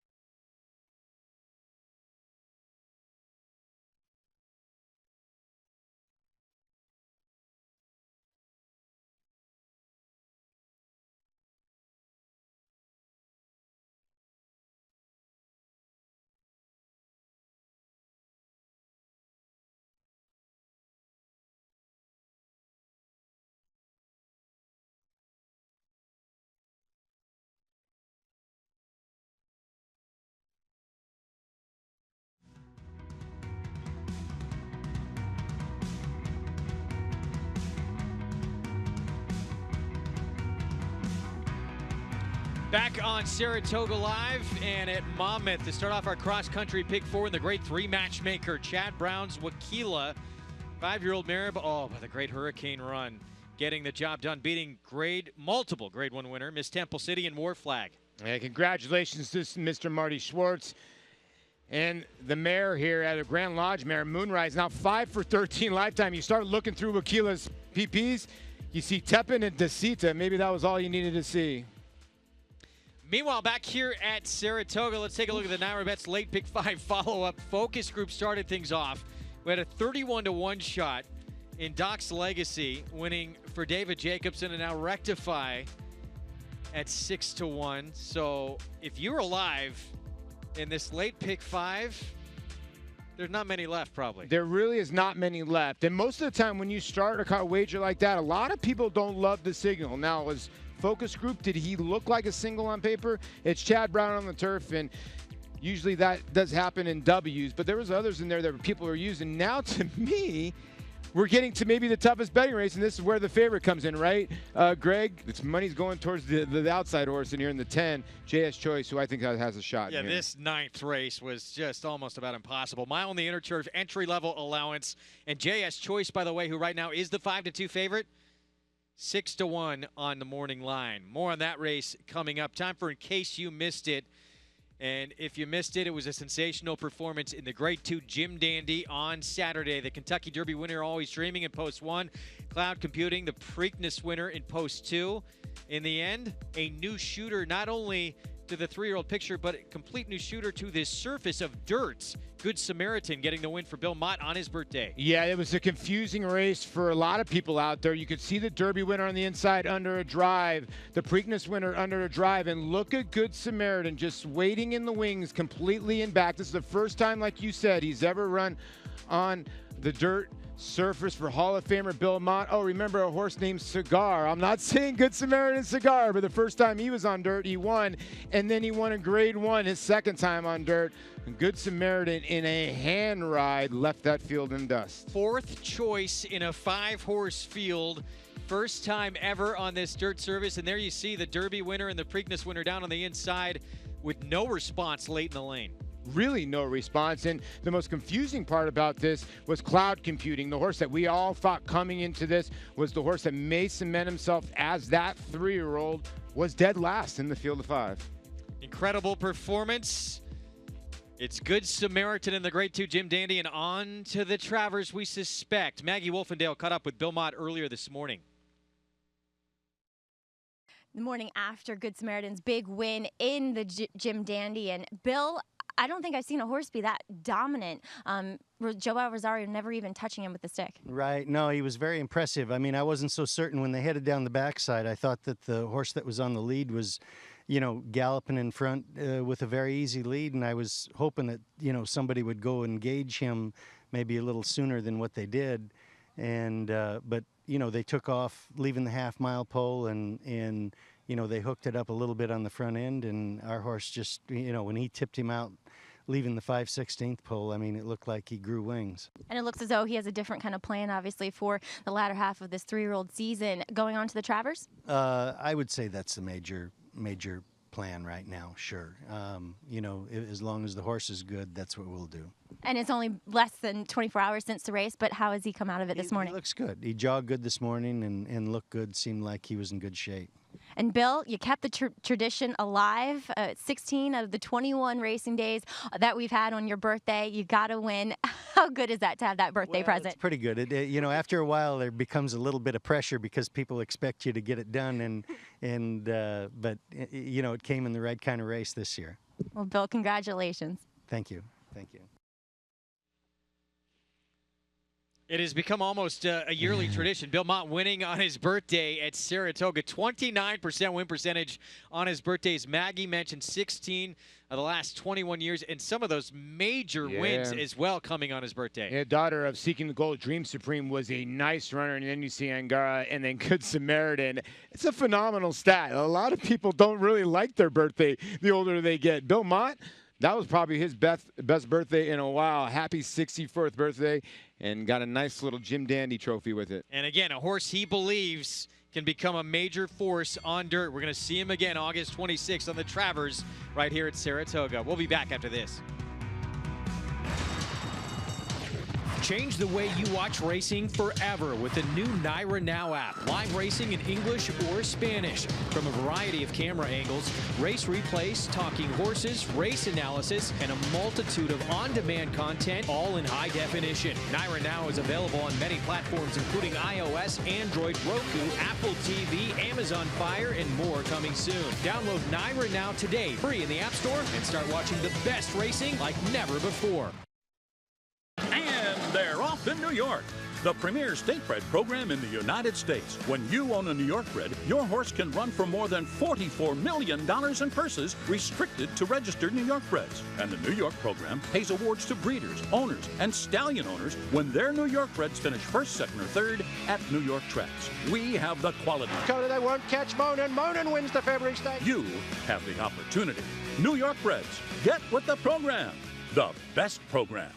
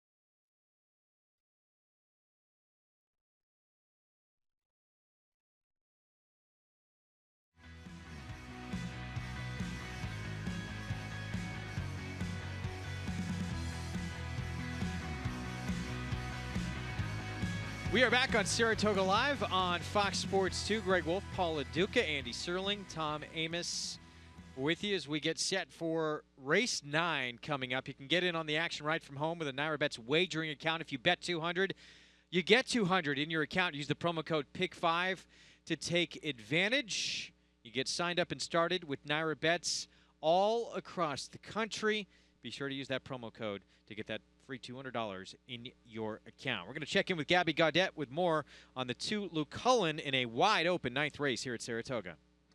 Thanks, Greg. Standing by with Kieran McLaughlin. And LeCullen, well, you started him off in his first 2 starts on the dirt. What kind of difference did you see in this horse with the surface twitch last time out? Yeah, he got to the winner's circle, so we were happy that he wanted turf, and we hope, again, today he can get there. There's a lot of pace in the race, so he'll be further back today, but he seemed to really relish the turf. And he's just broke his maiden, facing winners for the first time today. How difficult can that be sometimes? It is difficult to step up a condition, especially at Saratoga. So we're just hopeful that he's a true turf horse and can win again today. Where do you see him sitting in the body of the race? He does draw good, favorable rail post position. Where do you think you'll see him? Probably mid-pack, maybe 3rd, 4th, 5th, because there's so much pace. But obviously has a lot of raw talent, especially on the turf. Yes, exactly. So we're just hopeful that all goes well. All right. Well, always a pleasure. Thanks, Kieran. Thank you. All right. Back to you guys. J.S. Choice is the favorite, Tom. I think he's a player in this race, but a little overbet. So he's one of 2 3-year-olds in this race. The other one was Kieran McLaughlin's horse, who Maggie was just talking about. These 2 3-year-olds are stepping up to face older, really seasoned veterans in a condition race. But look at J.S. Choice's last race. You were there for it at Belmont. Bricks and Mortar won it. He went on to win the Manila, stayed 3 for 3 lifetime. He's undefeated still. And Snap Decision, who ran second, came back and won this exact condition. So a very, very tough field that J.S. Choice ran in. He did it from the extreme outside post. It caused him to be wide throughout the race. I think that performance line has a lot to do with his performance today. Yeah, I don't like this horse that much. I'm going to use him defensively. I thought he moved into a slow pace. He made a run, and he flattened out. Maybe it was a good tightener off a layoff. I don't love his form. I think he's meeting some tougher horses in this race, and you'll see him continue on and run 4th. I'm worried about horses like Black Tide wiring the field. I know there's a lot of speed in here. This horse has one way to go, and even though he didn't complete the deal last time, it's not like he completely folded. Black Tide is dangerous to go wire to wire. I don't disagree, and Black Tide is got more speed than any other horse in here that has speed. So I think Black Tide, who's going to be ridden hard out of the gate as he has in every race, with one thing in mind, to clear this field. I don't know what the pace is going to be, but Black Tide's going to be the one in front. Yeah, I think the horse I'm interested in is the 3 Rappel. It's important to note that while Rappel ran on a supposedly good turf course last time, we canceled at Belmont after that race. That course was a bog, as you can see. So I just count that effort, and I don't think he ran that bad in his return on May 21st, and think he's the kind of horse with the speed to be close enough, but he's not a speed type, and I like his chances at a big price, Tom. He's not as attractive to me as he is to you, but I will give you this.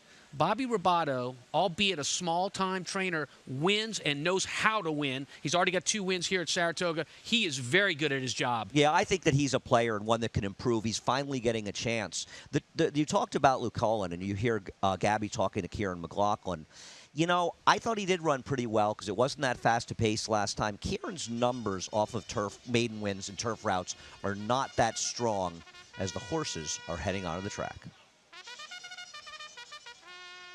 Well, here comes our post parade. It is a puzzler here in this 9th entry-level allowance, 1 mile over the inner turf. And we start with the remaining half of the entry. Gets the post all the way on the outside. Mambo at the gym for Mike Maker with Irad Ortiz Jr. You make a good point. Does get the complete outside post with the scratch of his entry mate, and he will be rolling late. Look for him in the back of the pack. The rail goes to the 2 Luke Cullen. We heard from Kieran McLaughlin, Kendrick Carmouche aboard. I thought very good in his turf debut last time outside. An okay trip. Probably going to lay a little farther back with the speed today, but again, I think has a big shot to repeat.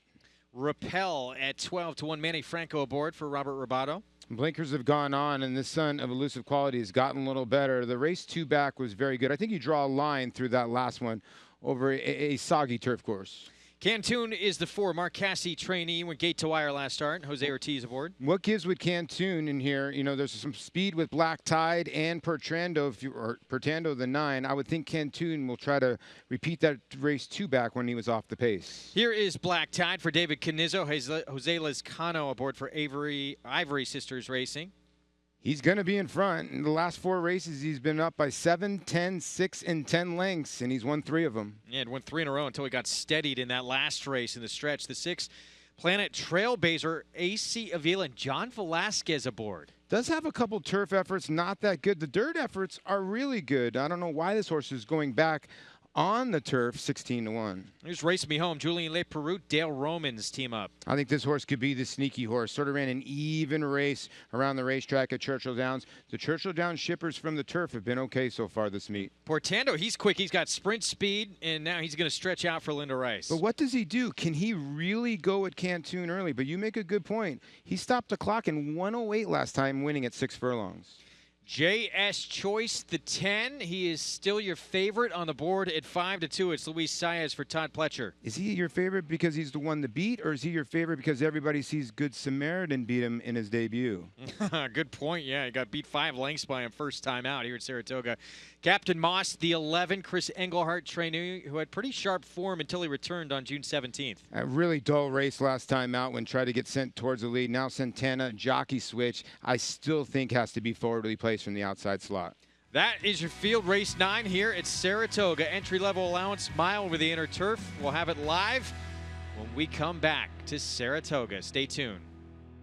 And they're off.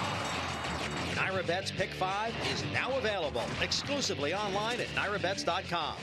Bet the NyraBet's Pick 5 every race day with a 15% takeout on the last 5 races on the card from the country's best racing at Belmont and Saratoga. Find it nationwide on NyraBets.com right in the Bet Type drop-down menu or at any Nyra track or New York OTB location. NyraBet's Pick 5, racing's best bet.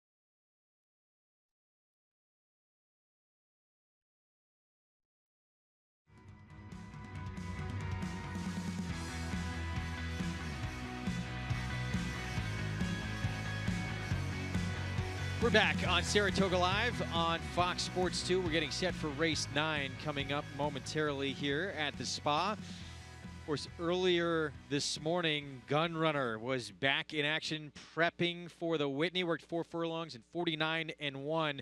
And, of course, he was so sensational, Paul, when he returned in the Stephen Foster back from Dubai. Yeah, he was dynamite, the son of Candy Ride. We might have saw a daughter of Candy Ride that was impressive today. But, you know, he's getting pointed to the Whitney now, and with the flop of Arrowgate, you know, we've been talking about this.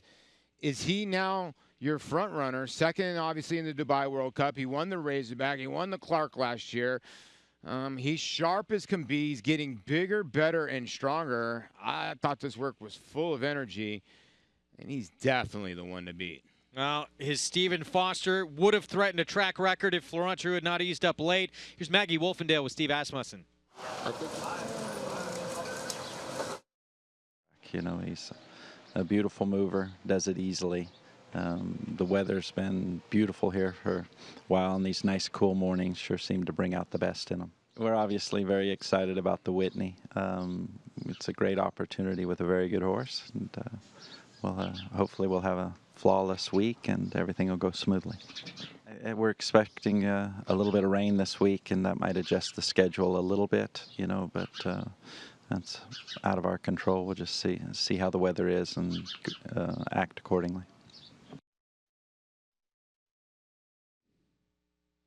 Stephen Foster just 0.28 seconds off a track record that was set by Victory Gallop 18 years ago. With more on the 9th race coming up on horseback, let's go to Maggie Wolfendale.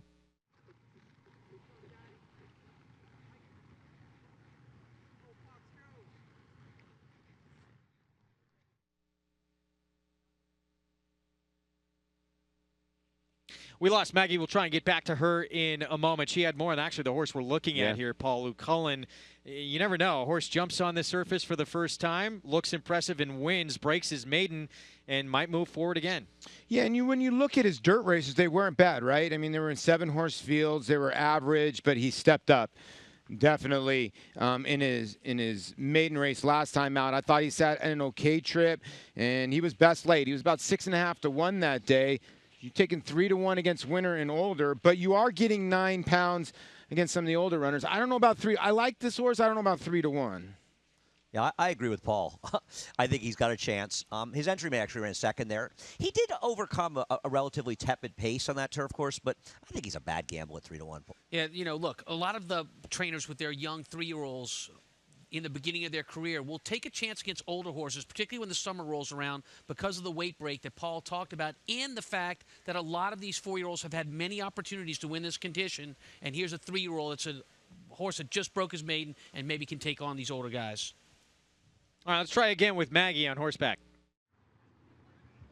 Yeah, out here on the track, horses circling before they go into the stalls. And I'll take a look at Kieran McLaughlin's trainee here. That is Luke Cullen coming off of that maiden score.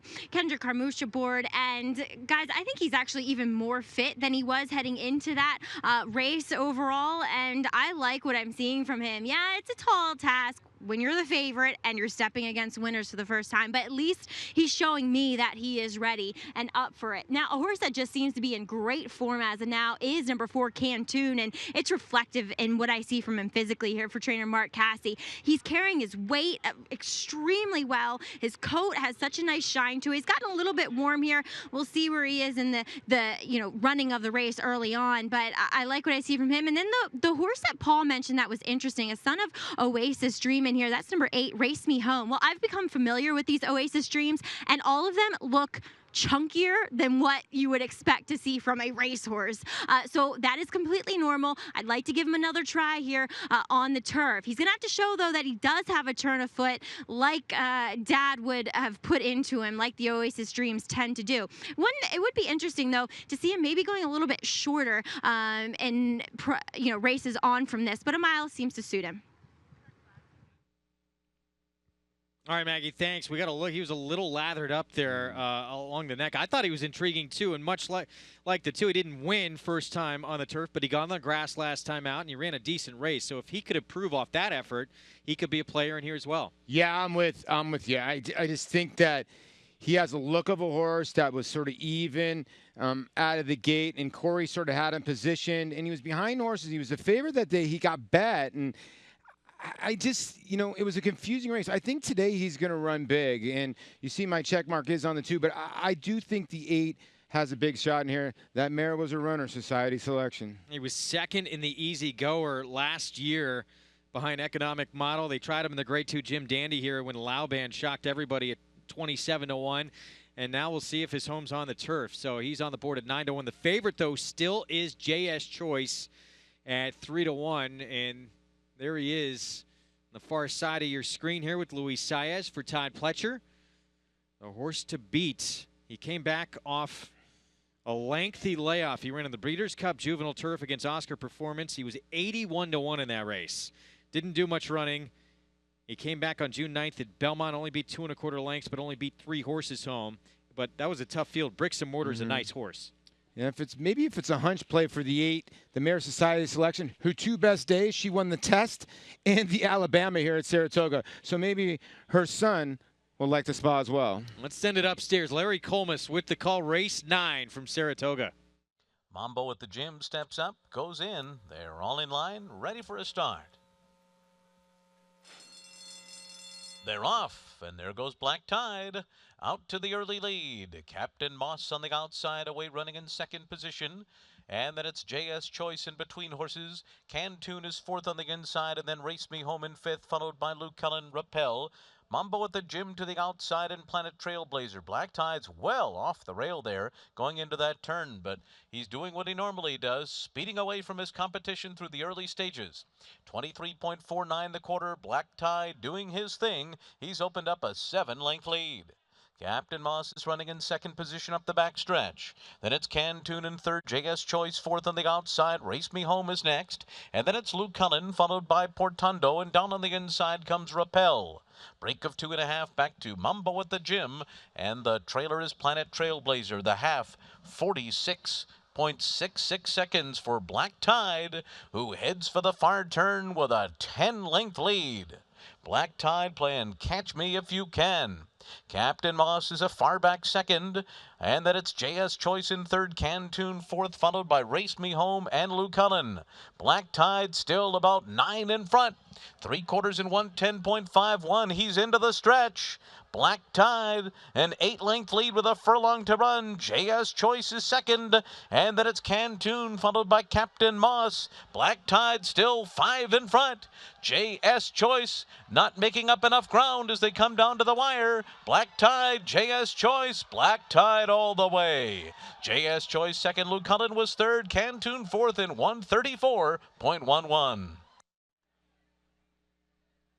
Black Tide out to the front early, opens up on this field and gets the win. You got to really credit Jose Lizcano. We saw him do this a few days ago here at the Meet on Voodoo Song, open up by a country mile and hang on to win. It really doesn't matter who rides Black Tide, right? Joel Rosario's done this with him. Jose Ortiz has done this with him. Ricardo Santana tried to do it last time, and then Jose Lizcano did it. And guys, this was never in doubt. I mean, for a split second, you thought the 10 in here, JS Choice was going to maybe somewhat get there, but this is a comfortable win in the end.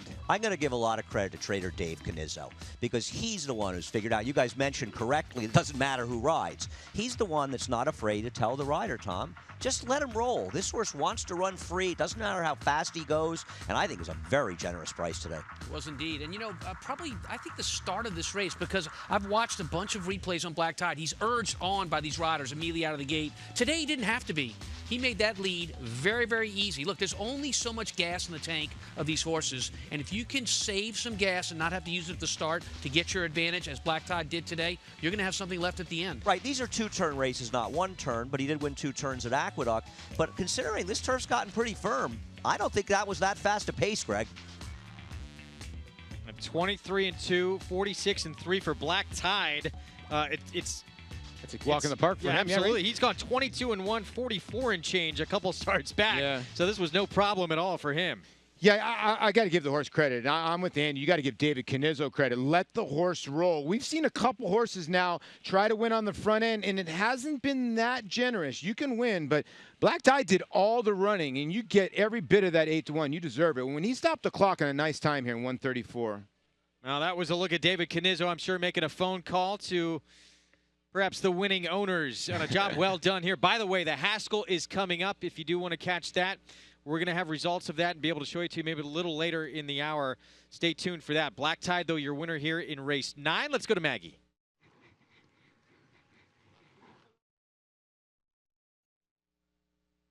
And Jose, first I got to ask you, you're one of several riders that have ridden this horse successfully. What are the directions that Dave Canizzo, the trainer, give you? Well, he told me he broke out the gate and took out the bridle and let him go. This is the way he went wrong, and he worked out for him. And you seem to have gotten along with him just as well as any of the other riders. And were you surprised that nobody else went with you? I mean, the 9 Pretendo, he had speed as well. Yeah, this horse is got very fast. He go very fast early, and it's hard to stay with him, And what does he feel like underneath of you when you're riding him and he's just winging it out there? Do you feel as though you still have a lot left in the tank when you turn for home? Yeah, I still have a lot of horse. You know, I just a little bit the gate, letting open up, and I still feel like I got a lot of horse in the knee. Jose, job well done. That's the way you take no prisoners. Congratulations. Thank you. Guys? Maggie, thanks. 8-1, and Black Tide has now won 4 of his last 5, and who knows, if not for getting steadied at the 8th pole last time out, he might be looking at a 5-race win streak. He started this win streak in a 25 non-3 lifetime. Again, props to David Canizzo. 8-1, Black Tide, and a crafty ride by Jose Lezcano. We saw him do the same thing on Voodoo Song earlier in the meet. Well done. Quick break, and we'll be back. This 3-time graded stakes winning millionaire defeated 20 Grade 1 winners. In the Dixie Stakes, he defeated Canadian champion and horse of the year Up With the Birds and set a new course record at Saratoga. Runner-up in the Grade 1 Manhattan and Shadwell Turf Mile, Ironicus ran 7 triple-digit buyers, including this score in the Fort Marcy Stakes. Half to 4 graded stakes winners, Ironicus has the speed, class, and bloodlines to become the next great sire by Distorted Humor. Ironicus at Claiborne Farm.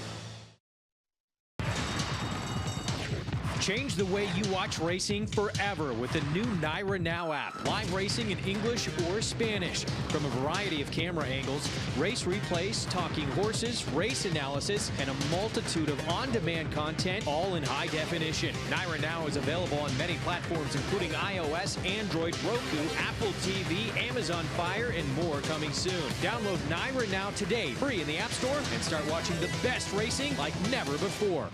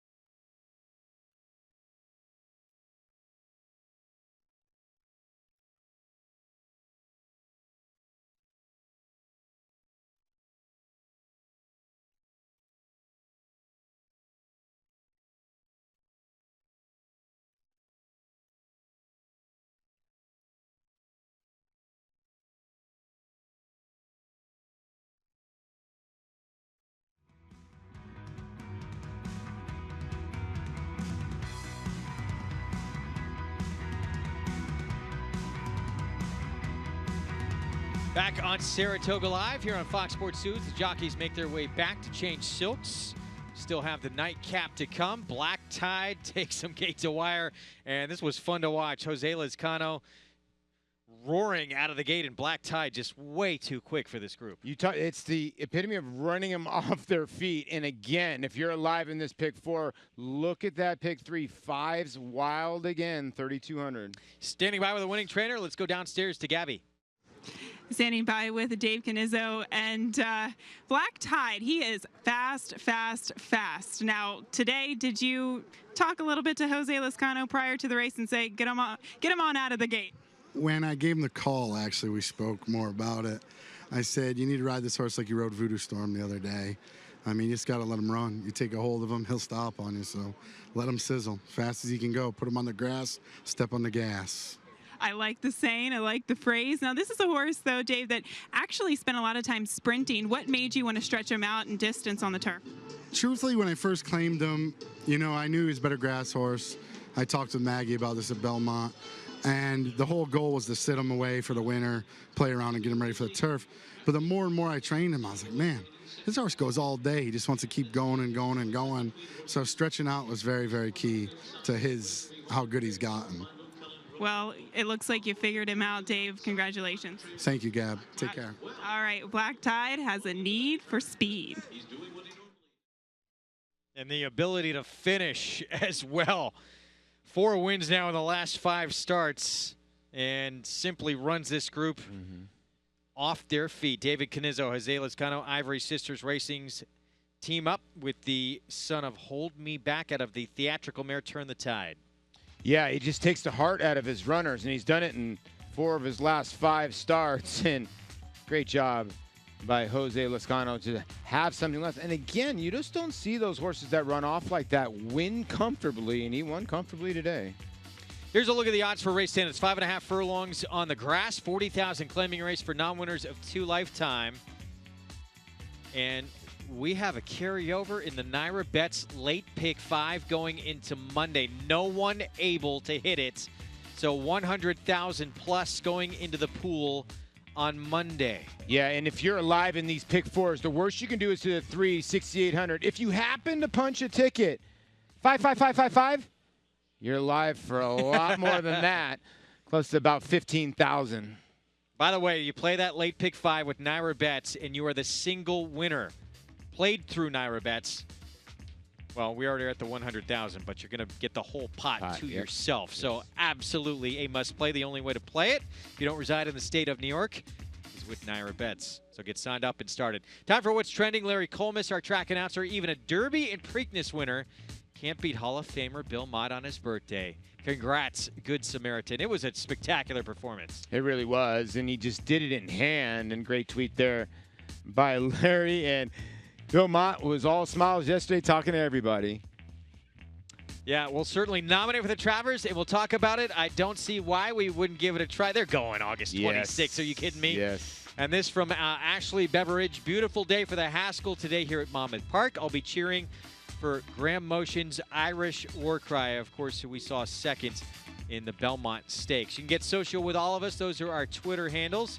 Be sure to use the hashtag Saratoga Live to correspond with us online. Yeah, tweet at us. You like to tweet back at people. You're very kind. I do my right? best. Yes. Of course, New York Racing Association continues to lead the way with its Spanish language broadcast option. It's all available on the Naira Now app and all in HD. Luis Grandison, here he is with the call of the Shuvi from earlier today. De Chapron está galopando de Schubert. Fácil, por más de 12, 13, 14 largo está ganando en mano. Payoff Subscriber gana en mano con John Velázquez por más de 15 cuerpos. Segundo, Terra Promesa. Tercero está arribando Apology Nata Sebe. Well, that was what? How long was the final margin there for paid up subscriber? He said it in Spanish, 34. You don't know what 34 is in Spanish? Yeah, can you repeat it for me? No. John Velasquez was aboard for the ride. Paid up subscriber. Of course, remember, she was beat a length in the Ogden Phipps to Songbird. Yes. Some people question that performance by Songbird in the comeback. Looks a little better now, doesn't it? Yeah, it does. Finale from the Spa is coming up when we return here on Saratoga Live. 5.5 furlongs on the turf. We'll talk more about the field when we come back. Make Naira Bets your home for online horse racing and betting. Use Naira Bets to bet on live horse racing from around the world.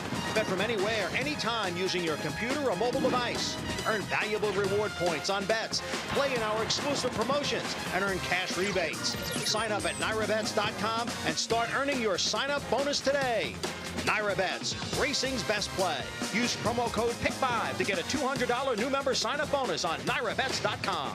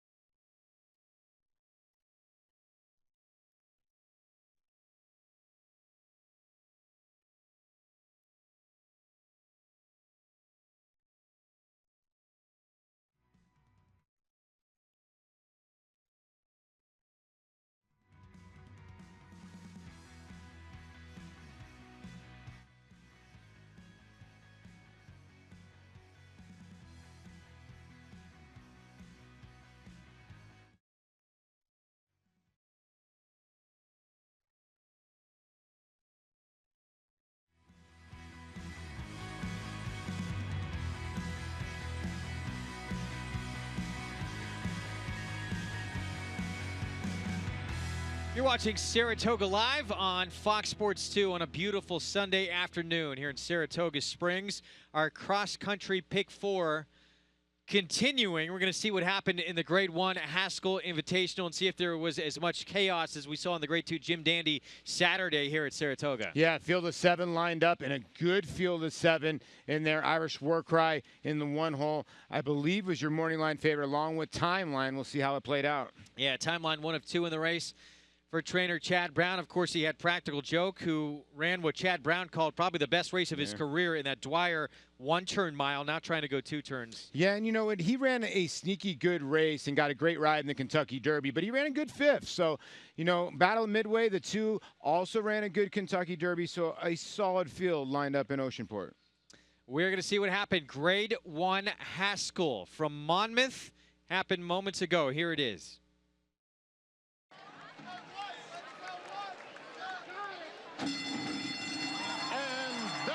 In the Betfair.com Haskell Invitational. Timeline was not quick out of there.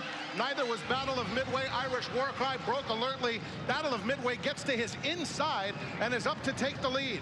Practical Joke 3rd, Timeline 4th, and inching up on the inside. They're followed by McCracken 5th, already 8 lengths off the early tempo. Gervin and Hence is the early trailer. Battle of Midway is the leader by a length. Timeline's in a bit tight, and he's eager to get after him. Irish War Cry is outside of that pair, 3 of them across the track, making their way onto the backstretch. Practical Joke will sit behind that trio. A gap of about 6 lengths to McCracken, who's racing on the outside of Hence. And Gervin is the trailer, more than 15 lengths off the pace, which is now set by Timeline, who puts the pressure on and takes the lead from Battle of Midway, who comes right back at the rail. Irish War Cry is a length and a half behind them in 3rd, galloping along smoothly. The same can be said for Practical Joke, who's 3 lengths off the lead with less than a half mile to go in the Betfair.com Haskell Invitational. Gervin and McCracken moving in tandem. They're starting to roll from the back of the pack. Hence is the trailer. They're covered by 7 lengths. Battle of Midway hanging tough. Irish War Cry on the outside. McCracken's making a bold 4-wide bid. Timeline is 1 from the rail. Battle of Midway is the first to give way as the field turns for home. McCracken cut loose with a powerful rally outside of Irish War Cry. Irish War Cry and McCracken. McCracken has the lead. Practical Joke is finding his best stride. Timeline has dropped out of it. Gervin in the center of the track. McCracken by 2. Practical Joke and Gervin are both coming. Gervin on the outside. Here comes Gervin, and Gervin gets up to win by a nostril over McCracken in a thrilling Haskell. Practical Joke was a great 3rd, and Irish War Cry finished 4th. It's Gervin by a slim margin in the Grade 1 Haskell. Robbie Alvarado for trainer Joe Sharp. Well, of a year of the Mike Smith, and Mike Smith finally gets off a horse, and Robbie Alvarado picks up a Grade 1 win.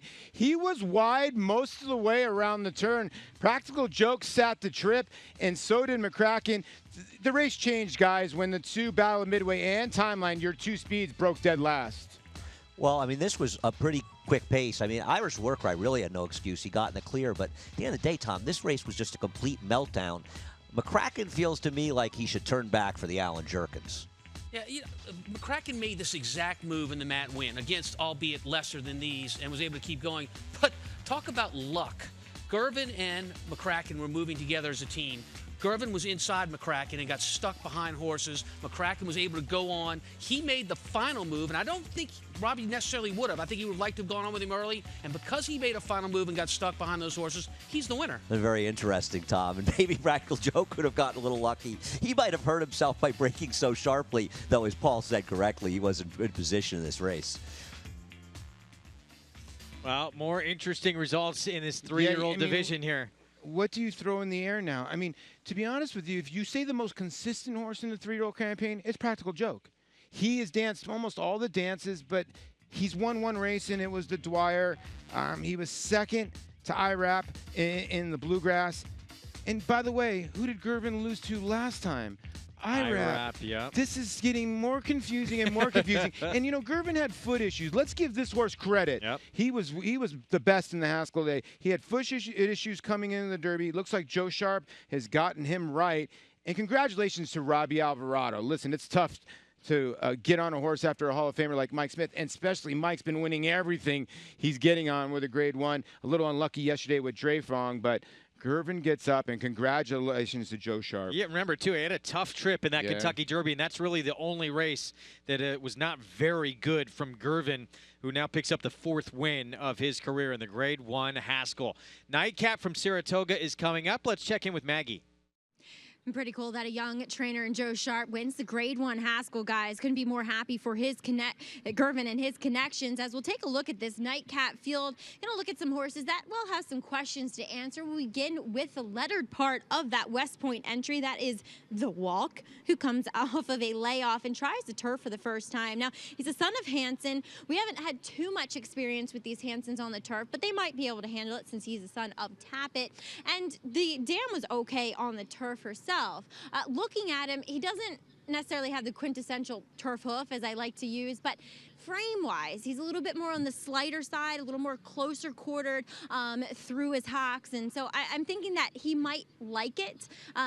I wouldn't take a short price on him trying it for the first time, and unfortunately he is coupled in the entries with a proven turf sprinter, but he does come back here fit, and he's also wearing that hood, which he's worn throughout his career. He can be a bit obstreperous when they get out on the track, so that's just to kind of muffle the sounds and keep him a little more settled than what he normally tends to be. Moving on to some coming off layoffs, that includes number 6 in here. New York's Finest also returns as a new gelding for Linda Rice, and this is by far the most fit I've ever seen this horse look, and he is certainly a turf sprinter, and the 5.5 I think aids his chances. He's the small, shorter coupled, just kind of go as fast as you can for as long as you can, but I think gelding him has helped out him in kind of alleviating that weight that he's had on him. Moving on to one that, well, maybe he is a gelding, and it certainly doesn't have the same effect on him. That is number 9, Two Azahares, for Christophe Clement. He returns from a layoff dating back to when he was put up in a maiden race, and rightfully so. He was impeded that day. But he's a little bit on the chunkier side, to be completely honest. But I assume that's kind of how he's put together. It's the first time I'm laying eyes on him.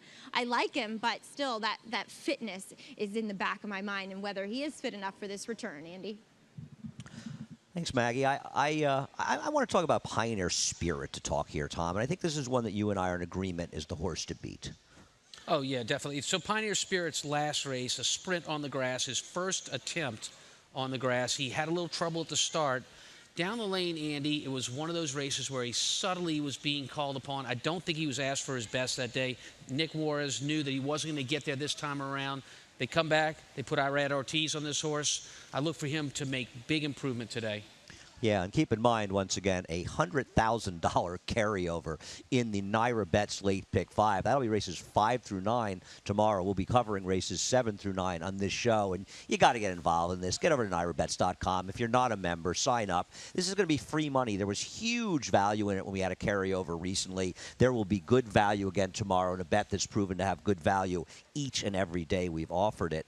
I think the Pioneer Spirit, getting back to this race, could end up being the speed in here. But the 6, New York's Finest for Linda Rice, this horse will be close to him. He hasn't run in a little while. Been gelded since his return in 2017. He had a big win at Saratoga in this course last year. Oftentimes, your best performance is either second time after being gelded or being gelded and waiting a little while before you run. Look for the 6, New York's Finest, who's making a drop into Claim for the first time in his career to run well today. And if Pioneer Spirit doesn't get an aggressive ride from Irad Ortiz, he could find himself in front. The 9, Two Exeggers, I'm a little interested in what you think of this, Tom. I always look at a horse like this and they say, well, he's never finished first in a race. And he was placed first on a DQ last time. And you know, he's technically a maiden, and I think he's a little dressed up. Well, he is dropping in for Claim as well for the first time. Christopher Clement is very, very good over the grass. The meet has started off slow for him.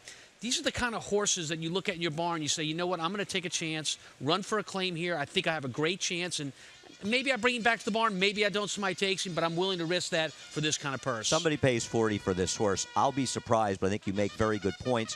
The horse who finished behind him last time is 0 for 16 and isn't much racehorse as the horses are heading onto the racetrack.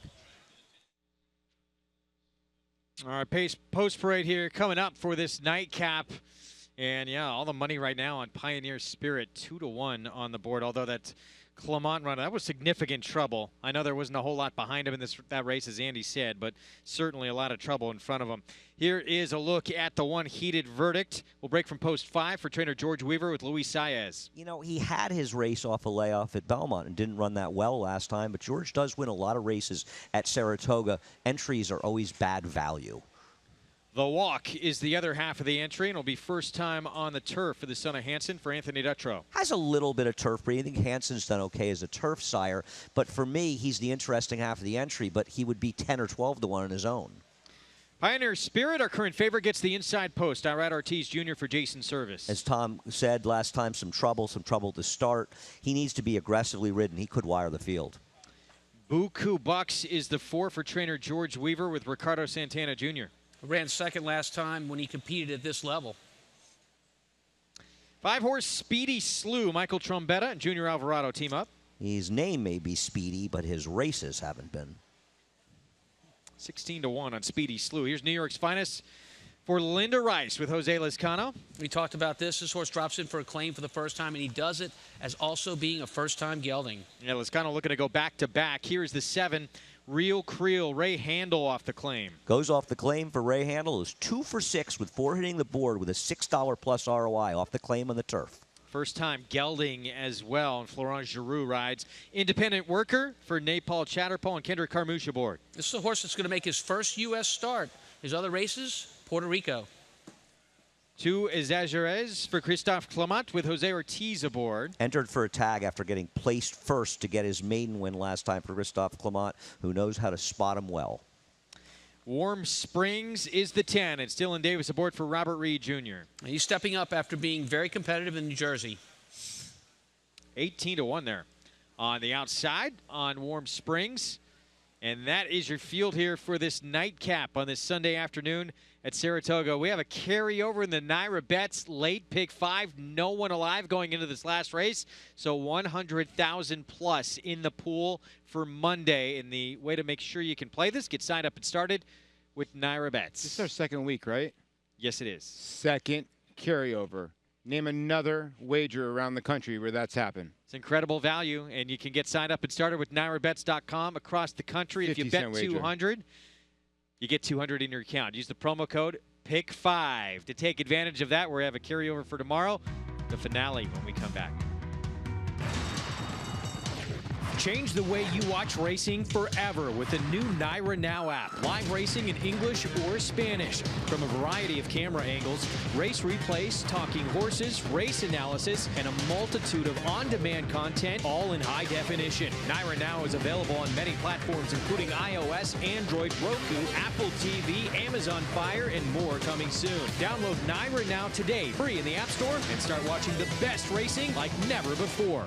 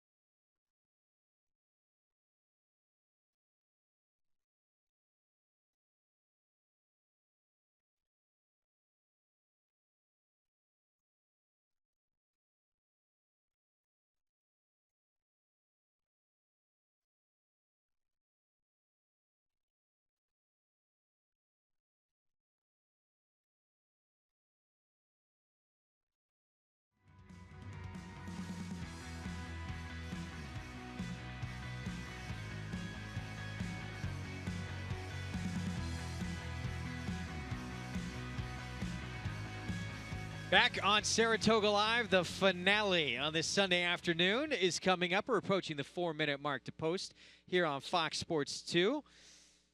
Our show is brought to you in part by Run Happy, now standing at Claiborne Farm. Set a track record at Keeneland in the 2015 Breeders' Cup Sprint. Edgar Prado said he remembered thinking after the Phoenix win, which came prior to this, he's only been on one horse who ran that fast. It wasn't breathing hard at all after the race, and that was Barbaro. Wow. I mean, Run Happy, such brilliance. And going by a horse like Private Zone, who was very tough to go by.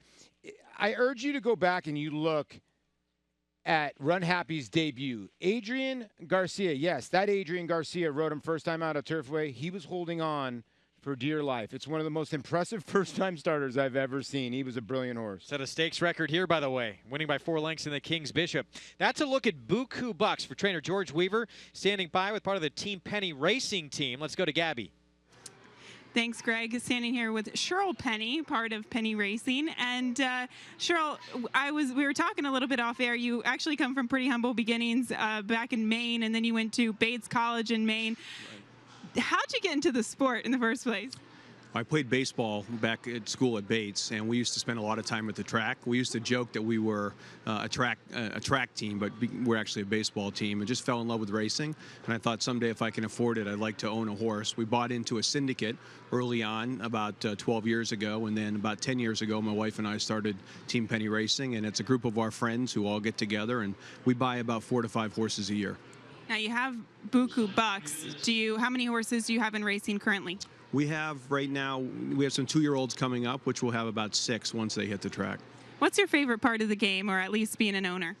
It's this right here. I mean, I've already won before the gate even opens. You know, it's a beautiful day in Saratoga. I always encourage people who are not into racing to think about getting into racing. You get all your friends together, you have a great time. Hopefully we get a picture taken, but as I said, we've won either way.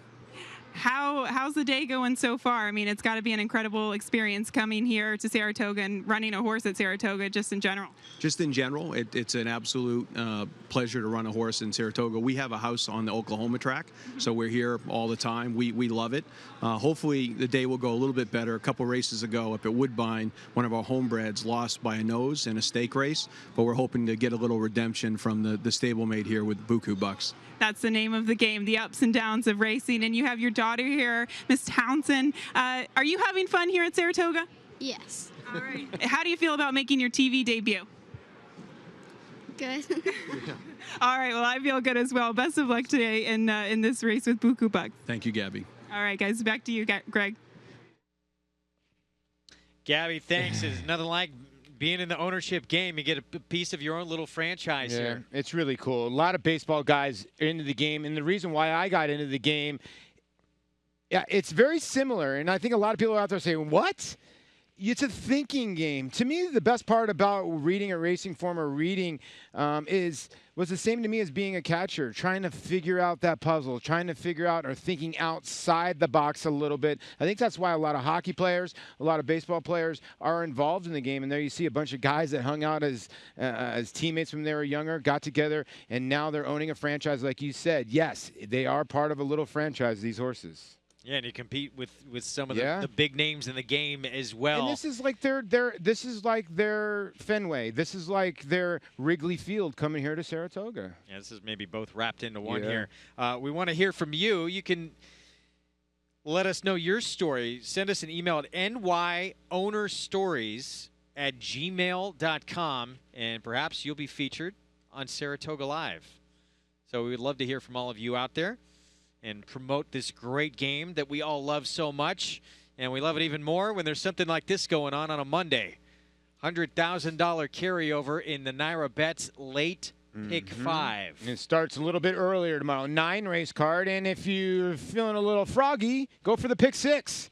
It is a carryover as well. And don't forget, sign up bonus. Get that $200 to get some action. Yeah, again, to play the Naira Bets late pick 5, you got to get signed up and started with NairaBets.com if you live outside the state of New York. I already looked at it, and I know Andy's looked at it a million times. It's a nice little sequence tomorrow. I already got my form out. Yeah. Still got some work to do here, though, and in this nightcap, it is Pioneer Spirit for Jason Service, who will have the inside post, the 3-horse, who is still favored in this spot. You're going to wind up where? Well, I think the 3's the horse to beat. I also think the 9. I think the public has it right, but you know what? Team Penny Racing, I think, has a shot with the 4 Buku Bucks. That one sprint race 3 back, basically at this level, was not bad off the layoff, then has faced a tiny bit tougher. I think the 4 at 8-1 could be your little bit of a play here and a little bit of a hunch play. Square price, too, on New York's Finest. You know, debuted on the grass at Saratoga last summer, start number 2 of his career, and he airs by 4 3/4 lengths. Looks like the second here off the bench. He definitely needed that race coming back. 5-1, fair price on the 6. And he's a first-time gelding, and he should show plenty of speed. And like you said, Linda's horses have started off this meet with a blaze. Yes, he's winning at close to 40% here at the meet. Let's send it upstairs. Voice of the Triple Crown, Larry Colmus, has the call, the nightcap from Saratoga. One more to go into the starting gate here. Warm Springs as Pioneer Spirits, the 5-2 current favorite. And Warm Springs just unseated the jockey behind the gate and is loose, so we're going to have a delay here.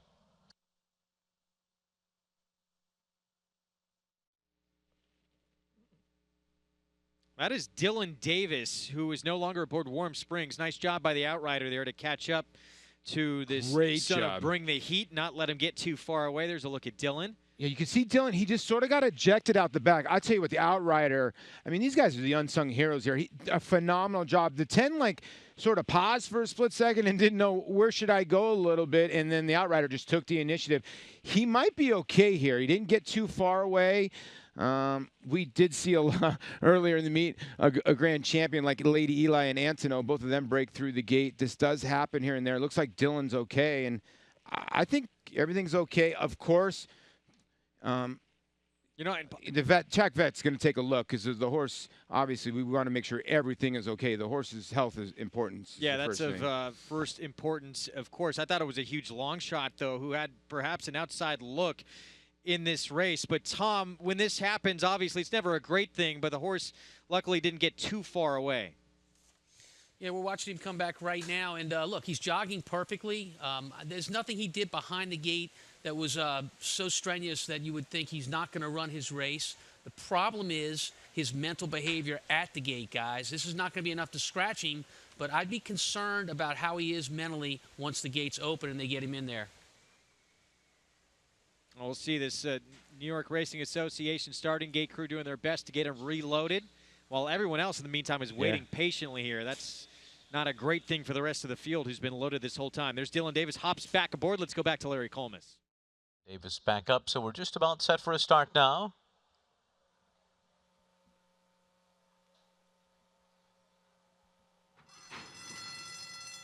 They're off. And it is New York's Finest who comes out running on the lead. 2 Exagere is away running in second position. Pioneer Spirit is third on the inside and 2 lengths off the lead. They're being followed by Real Creel. Warm Springs going up on the outside. Break of another 2 to Speedy Slew. Then it's Heated Verdict. After that, Buku Bucks, the walk to the outside. The trailer is Independent Worker, and they're racing for the far turn. 22.13 was the first quarter. New York's Finest 3/4 of a length. Pioneer Spirit guided to the outside in second.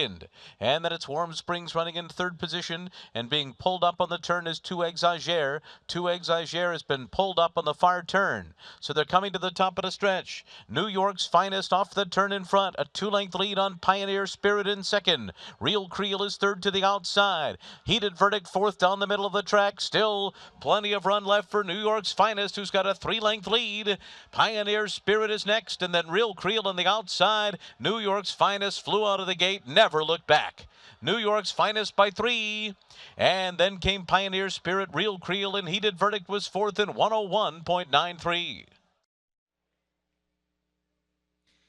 New York Finest on the front end throughout gets the win here. Linda Rice, Jose Lizcano having a nice afternoon. And by the way, we saw the 9-horse in here pulled up in the race. Yeah, hopefully everything is okay with that son of elusive quality. You could say Jose Ortiz was sitting in a good spot, and he grabbed the 9 immediately. Now, this horse was actually acting up before when the 10 was acting up, so hopefully everything is okay. But back to the winner there, New York's Finest. for Tick Stables here. And Lascano with a nice day. Good call by you, Greg. The race was over early. The 3 valiant chase, but just no match. And again, guys, downstairs, Jose Lascano takes it to him early. Yeah, this horse, you said it right away to me, Tom. This horse broke like a shot. The 3 didn't break that sharply from the rail. And once that happened, this horse had almost an insurmountable edge. Never underestimate first-time gelding, particularly if there's time between their last race and when they come into their next race, as was the case with New York's Finest. That can make a big difference in a horse's demeanor, make him easier to handle on the racetrack. Sure, he broke fast, but he rated very, very kindly for Jose Lascano. 5-1 on New York's Finest. We still have a photo for place here in this nightcap, but Linda Rice having a tremendous meet. Yeah, if I want to take a stab, I want to say the pick 4 was almost 14,000 and change to the 6 in here. And Linda Rice is just en fuego. That's her 4th win already in the meet. Jose Lascano with 3 wins on our show alone. This afternoon. We have this coming up on Monday. Naira Bets late pick 5 carryover, over $100,000 in that late pick 5 pool. You can play it across the country by getting signed up and started with NairaBets.com. If you bet $200 as well right now with Naira Bets, you'll get $200 in your account. Take advantage of that with that promo code. Pick 5 and play that pick 5 tomorrow. You got to get involved. There's over 50 horses in the late pick 5 tomorrow. So plenty of chances to get some prices and take down that whole pool. 6-3-7-1 is how it finished in the nightcap. New York's Finest takes him gate to wire, and a big afternoon for a Jose Lascano. It was a sensational Sunday. Paid up subscribers started things off with a grade 3 win, dominating in the Chuvy with John Velasquez for Chad Brown. Meanwhile, in the Haskell at Monmouth, the Jersey Shore, Gervin stepping up for trainer Joe Sharp, and Robbie Alvarado beating a sensational field of 3-year-olds, and he is right back in the 3-year-old picture. We'll see you Monday back here at Saratoga. And they're off in New York. The premier state bred program in the United States. When you own a New York bred, your horse can run for more than $44 million in purses, restricted to registered New York breds. And the New York program pays awards to breeders, owners, and stallion owners when their New York breds finish 1st, 2nd, or 3rd at New York tracks. We have the quality. Cody, they won't catch Monin. Monin wins the February Stakes. You have the opportunity. New York breds. Get with the program. The best program. Selected sales, superior results. Success starts at Saratoga, the #1 ranked yearling sale in North America. We found Belmont Stakes winner Taprit at Fasig-Tipton, Saratoga. Where will you be in August? Before Tepin conquered the world, she was a Fasig-Tipton Saratoga sales graduate. Where will you be this August? The Fasig-Tipton Saratoga sale, August 7th and 8th. Where will you be? Undefeated in sprint competition, Eclipse champion Run Happy captured 3 Grade 1 victories and set blistering speed records at both Keeneland and Saratoga. In the Breeders' Cup Sprint, he dominated the world's fastest runners, going 6 furlongs in a record-breaking 108 and change. The only horse nominated for 3 Eclipse awards, Run Happy was crowned champion male sprinter, all the while racing 100% drug-free.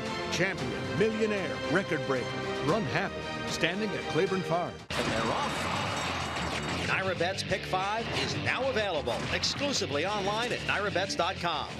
Bet the Naira Bets Pick 5 every race day with a 15% takeout on the last 5 races on the card from the country's best racing at Belmont and Saratoga. Find it nationwide on NairaBets.com right in the Bet Type drop-down menu or at any Naira track or New York OTB location. Naira Bets Pick 5, racing's best bet.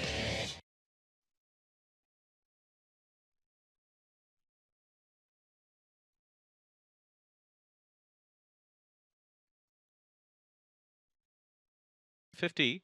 Dime Super 6371 9875. The dollar pick 3 556 $712.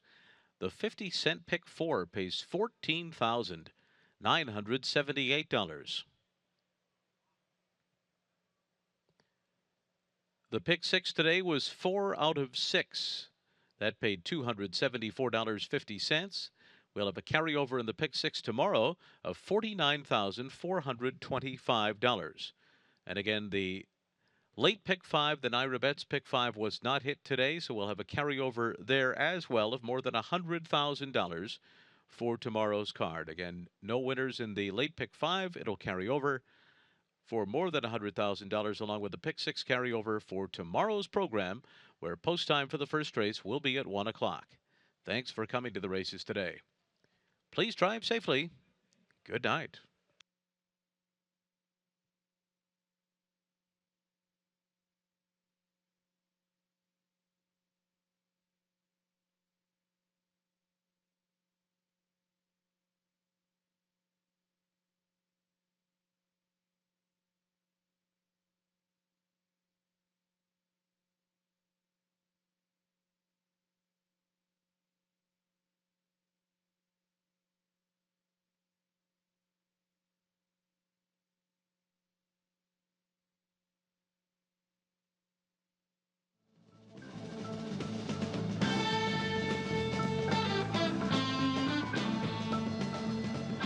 They're off.